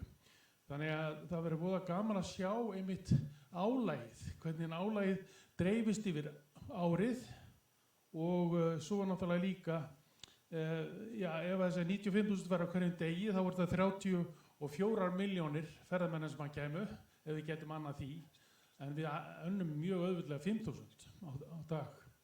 Þar af leiðandi að þetta finnst mér vanta inn í breytunar og síðan náttúrulega er dreifingin landið rosalega mikilvæg. Hún er líka mikilvæg árstíðabundi, það er allt annað að fara með mikið af ferðamönnum af sumarlagi eitthvert, hvort sem það er Gullfoss Geysir eða vetrarlagi. Þannig að það eru öðruvísi breytur með hvernig aðstæður eru mismundir yfir árið. Þetta var svona eina sem ég vildi koma fram. Takk fyrir. Ólafur, vilt þú kannski? Er kveikt á þessu? Ég myndi bara koma hér. Það var kveikt. Nú, heyrst, ó. Já, ég ætla að taka þetta í bæti við ef það er eitthvað viðbútar. Ég get tekið undir þetta með fjöldan sérstaklega. Þannig fyrstulega var það áskorun að vera að taka þetta fyrir landið allt. Þar landið með fjöldan, hvernig hann dreifist, sérstaklega á svæði. Það hefði verið æskilegt að hafa það. Við erum til dæmis með ástandstölur fyrir þessa náttúrustæði, þessa 70 og eitthvað, niður á svæði. Það hefði verið mjög gott að geta haft upplýsingar nýtingu á þessum sömu svæðum líka yfir einhver tímabil, ég veit ekki, yfir á mánuði, yfir á daga, það var náttúrulega mjög gott. Sko. Þannig eru bara upplýsingar sem okkur vantar. Þetta eru til fyrir einstaka staði, en þegar við erum í verkefni svo þessu sem við erum að taka til landsins alls, þá skort okkur þessar upplýsingar. Þannig að við bendum á það að það sé mikilvægt að horfa til þess að þessi upplýsingarskjöf sé bætt og samræmd og það sama á það líka við dreifingu ferðamanna landið. Sko. Þannig að ég get tekið undir það. Við reyndum að komast eins langt og við gátum með það sem við höfðum. Já, ég sé ekki búin að koma þetta. Má ég stutt bara? Þetta er náttúrulega það sem að mér finnst svo áhugavert við þetta verkefni og það er þetta, ég get ímyndað mér að það hefur verið mikil áskorun í gegnum allt verkefni að fara ekki niður á svæði og halda sér þarna í stóru myndinni en þetta er auðvitað tæki síðan til þess að fara niður á svæði og maður myndi ímynda sér að með tímanum að þá auðvitað þéttist verkefni og allar þessar upplýsingar en við síðan til hliðar við þetta eru auðvitað svo margt annað, ég meina við erum með til dæmis innan þjóðgarða erum við til dæmis farin í stýringu eins og í Silfru þar sem að fjöldi og fjöldi var bara ekki að sama. Þannig að það er hægt að taka á móti fleirum með stýringu og með breyttri tækni sömuleiðis bara það þegar að bílastæðagjöld eru innheimt núna með því að lesa númerið þá getur þú séð hversu margir koma, hvað er stoppa lengi, hvenær er peak time, hvenær eru færri og það er þá líka stýringatæki. Ef við förum að leyfa okkur að reyna að stýra inn á svæði með einhverjum tækjum til þess að dreifa og svo varðandi dreifinguna almennt að það er auðvitað þannig sem að þá leiðarljósin og þetta verkefni kallast á hvort við annað að þar erum við þá búin að segja að við viljum ferðaþjónustu allt árið allt land þannig að það er þá ýmislegt í þessu og svo annar stað sem að segir okkur til þess að gera það að þá þurfum við þá að fara í ákveðnar aðgerðir eða annað slíkt og sömuleiðis varðandi þolmörkin að þá eru auðvitað vitum við að það eru öðruvísi áskoranir yfir vetrartíman heldur en sumartíman á ákveðnum svæðum og allt þetta. Þannig að allt talast þetta svona á hvort við annað en sýnir líka að þetta eru þetta fyrsta skref þannig að með tímanum og svona frekari dýpt og og ítalegri upplýsingum að þá komumst við alltaf lengra í því og þannig erum við að kortleggja þá og sést þá hvar nákvæmlega upplýsingarnar helst vantar. Fyrir fleiri? Helgi? Ég heiti Helgi Þór frá markaðshúsinu Sponta. Byrja að segja takk fyrir þessa frábæra vinnu, gaman að sjá þetta hérna svart á hvítu og glæsilegt vera loksins komið mæla með undirliggjandi gögnum. Það verður örugglega breyta umræðan á baklandinu, hlýtur að vera. En ég er svona aðeins að reyna að áttum á þessu með hvernig það virkar, hvernig við getum notað þetta tæki, stefnurammann. Getum við nokkuð fengið stefnurammann upp aftur? Það var ekki sem að var í fyrstu kynningunni? Já, akkurat. Og það var þarna eitt í stefnurammanum, eitt af leiðiljósunum sem ég svo búin að hugsa og ég bara að reyna að átta mig hvernig þetta getur virkað af því að akkurat. Svo verður bara að segja mér hvert þú vilt fara. Þetta er bara flott. Sko að því eins og ráðherra bent á hérna í upphafi að þetta er hugsað til lengri tíma. Þetta miðast ekki við bara núverandi ráðherra, þetta er bara til lengri tíma. En ég fór að velta fyrir mér svo þarna þriðja leiðarljósi undir arðseminni, samræmi milli stefnu í flugsamgöngum og ferðaþjónustu. Og ég fór að hugsa ég veit til dæmis að Markaðsstofnun hafa verið að sækja og fá flugfélög til að koma inn á Akureyri og Egilsstaði. Frábær vinna. En ég fór að hugsa, getur þetta virkað hérna áttina? Af því að það er annað leiðarljós, eitthvað með verðmæta markaði, veitum hvað Já, það er á annarri glæru Nei, áhersla á verðmæta markaði. Það er sama punkti? Það er sama punkti, já, akkurat. Sko, ég fór að velta mig, gæti þetta því það að því að þetta eru leiðarljósin, að þá segjum við ætlum að leita inn á verðmætamarkaði og liðka fyrir til dæmis flugfélögum á komandi landsins, en ég vil setja upp hindranir fyrir markaði sem eru síður verðmættir. Af því að ég er að hugsa þetta núna vegna þess að undanfarin ár, þá sjáum við svolítið einhvern veginn að það komum bara inn flugfélög á lággjaldastefnu og við bara einhvern veginn svona tókum við, af því það var engin stefna undir. Þannig að ég veit ég svolítið svona skjótið í loftið, ég er að velta fyrir mér, hversu leiðandi er stefnumramminn? Getur hann sett þessa línu til þess að tryggja við sem að örugglega sækja verðmættina markaði? Eða er þetta bara svona leiðiljós og svo koma bara einhverjir einstakir aðilar einhvers staðar frá og sneiða fram í stefnunni? Nei, ég meina þetta er auðvitað mjög góða spurningar og það er alveg, ef maður hefði verið með þessa vinnu hérna fyrir 3 árum með 15-20% af vöxt, að þá hugsa ég að svona spurningar og svona umræður hefði verið í ríkari mæli heldur en núna og það er ekkert langt síðan að fólk spurði sig bara hvað þolir Ísland marga. Við þurfum að finna þessa tölu og hvernig segjum við stopp og hvernig veljum við. Þetta eru auðvitað allt annars konar stýringatæki en það sem eru auðvitað baki eru að einhverju leyti sambærilegar svona pælingar. Hérna er áhersla á verðmæta markaði, það auðvitað getur falist í því bara hvernig Íslandsstofa opereitar, hvernig við sækjum inn á, við vitum þá hvaða markaðir eru okkur verðmætar en aðrir, hvernig sækjum við sérstaklega þangað, gagnvart þá bara ferðamönnum sem að væri þá ekki, flugið segir ekki allt þar en auðvitað þarf framboð að vera til staðar. Stefna í flugi, hún er í vinnslu en hún er ekki til. Eigendastefna í Savia það gæti haft áhrif á eigendastefnu í Savia, þetta, og það er eitthvað sem að, það verður mikið rætt og mögulega verður eitthvað núningur þar, en einhvern veginn þarf þetta samt að talast saman og það að fljúga inn á til dæmis annars staðar inn í landi eins og Akureyri og Egilsstöðum, við vitum að það hakar í rauninni allt saman. Það dreifir og það eykur svona samfélagslega sátt, það léttir það sem er álag, það skapar tækifæri fyrir fámennari svæði, það skapar tækifæri þar sem er fjárfesting sem er kannski ekki full nýtt, þannig að það eru innviðir sem hægt er að nýta betur og við vitum að það er langöflugasta aðferðin við að dreifa ferðamönnum. Þannig að ég myndi segja að þetta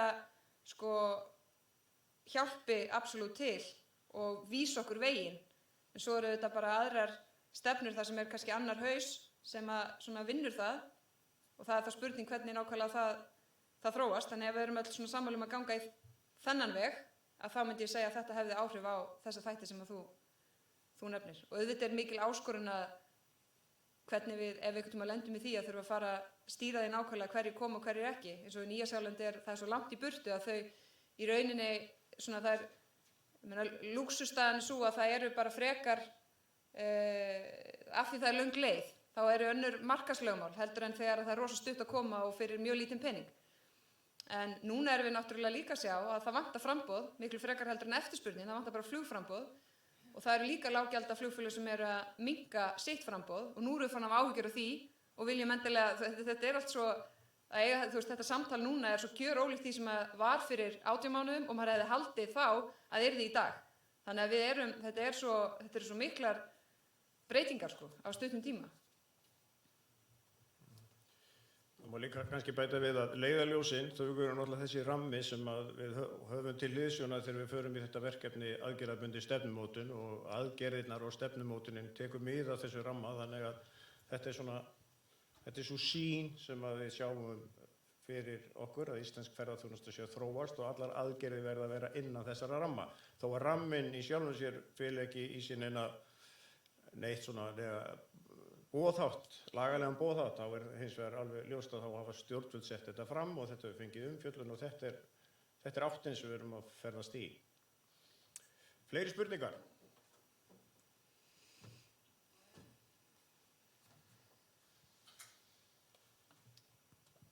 Ekki beint spurning, bara svona smá nokkur orð ef ég má. Bjarnheiður heiti ég og er formaður Samtaka ferðaþjónustunnar. Mér langaði nú bara að lýsa yfir eindreginni ánægju minni með þetta frábæra verkefni sem er vissulega tímamóta verk, ábyggilega náttúrulega auðvitað á Íslandi og örugglega þó miklu víða væri leitað. Ferðaþjónustan er búin að vera að kalla eftir auknum upplýsingum og auknum rannsóknum og þetta verkefni þó að vissulega vanti ennþá í gagnagrunnana, fleytur okkur alveg mörg ár fram í tíman og það sem ég held að við sem fyrst og fremst er að gera, við erum að taka ábyrgð á þessari atvinnugrein. Við erum ekki að stinga hausnum í sandinn, við erum að taka til mjög fjölþætt sviðs. Mjög ánægjulegt að það sé hérna inni heilbrigðiskerfið og löggæslan og vinnumarkaðurinn og svo framvegis og þessi úttekt hér hefur þegar svarað mörgum spurningum og leiðrétt margar rangfærslur. Þannig að þetta lofar vissulega góðu og ég bara óska okkur öllum til hamingju með þetta.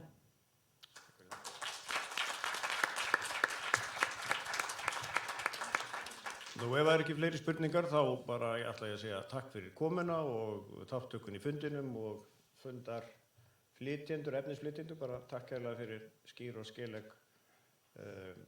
kynningu. Ég veit að það ætla að fara heim og sofa núna því ég held að flesti séu búin að vera að í alla nótt. Takk fyrir.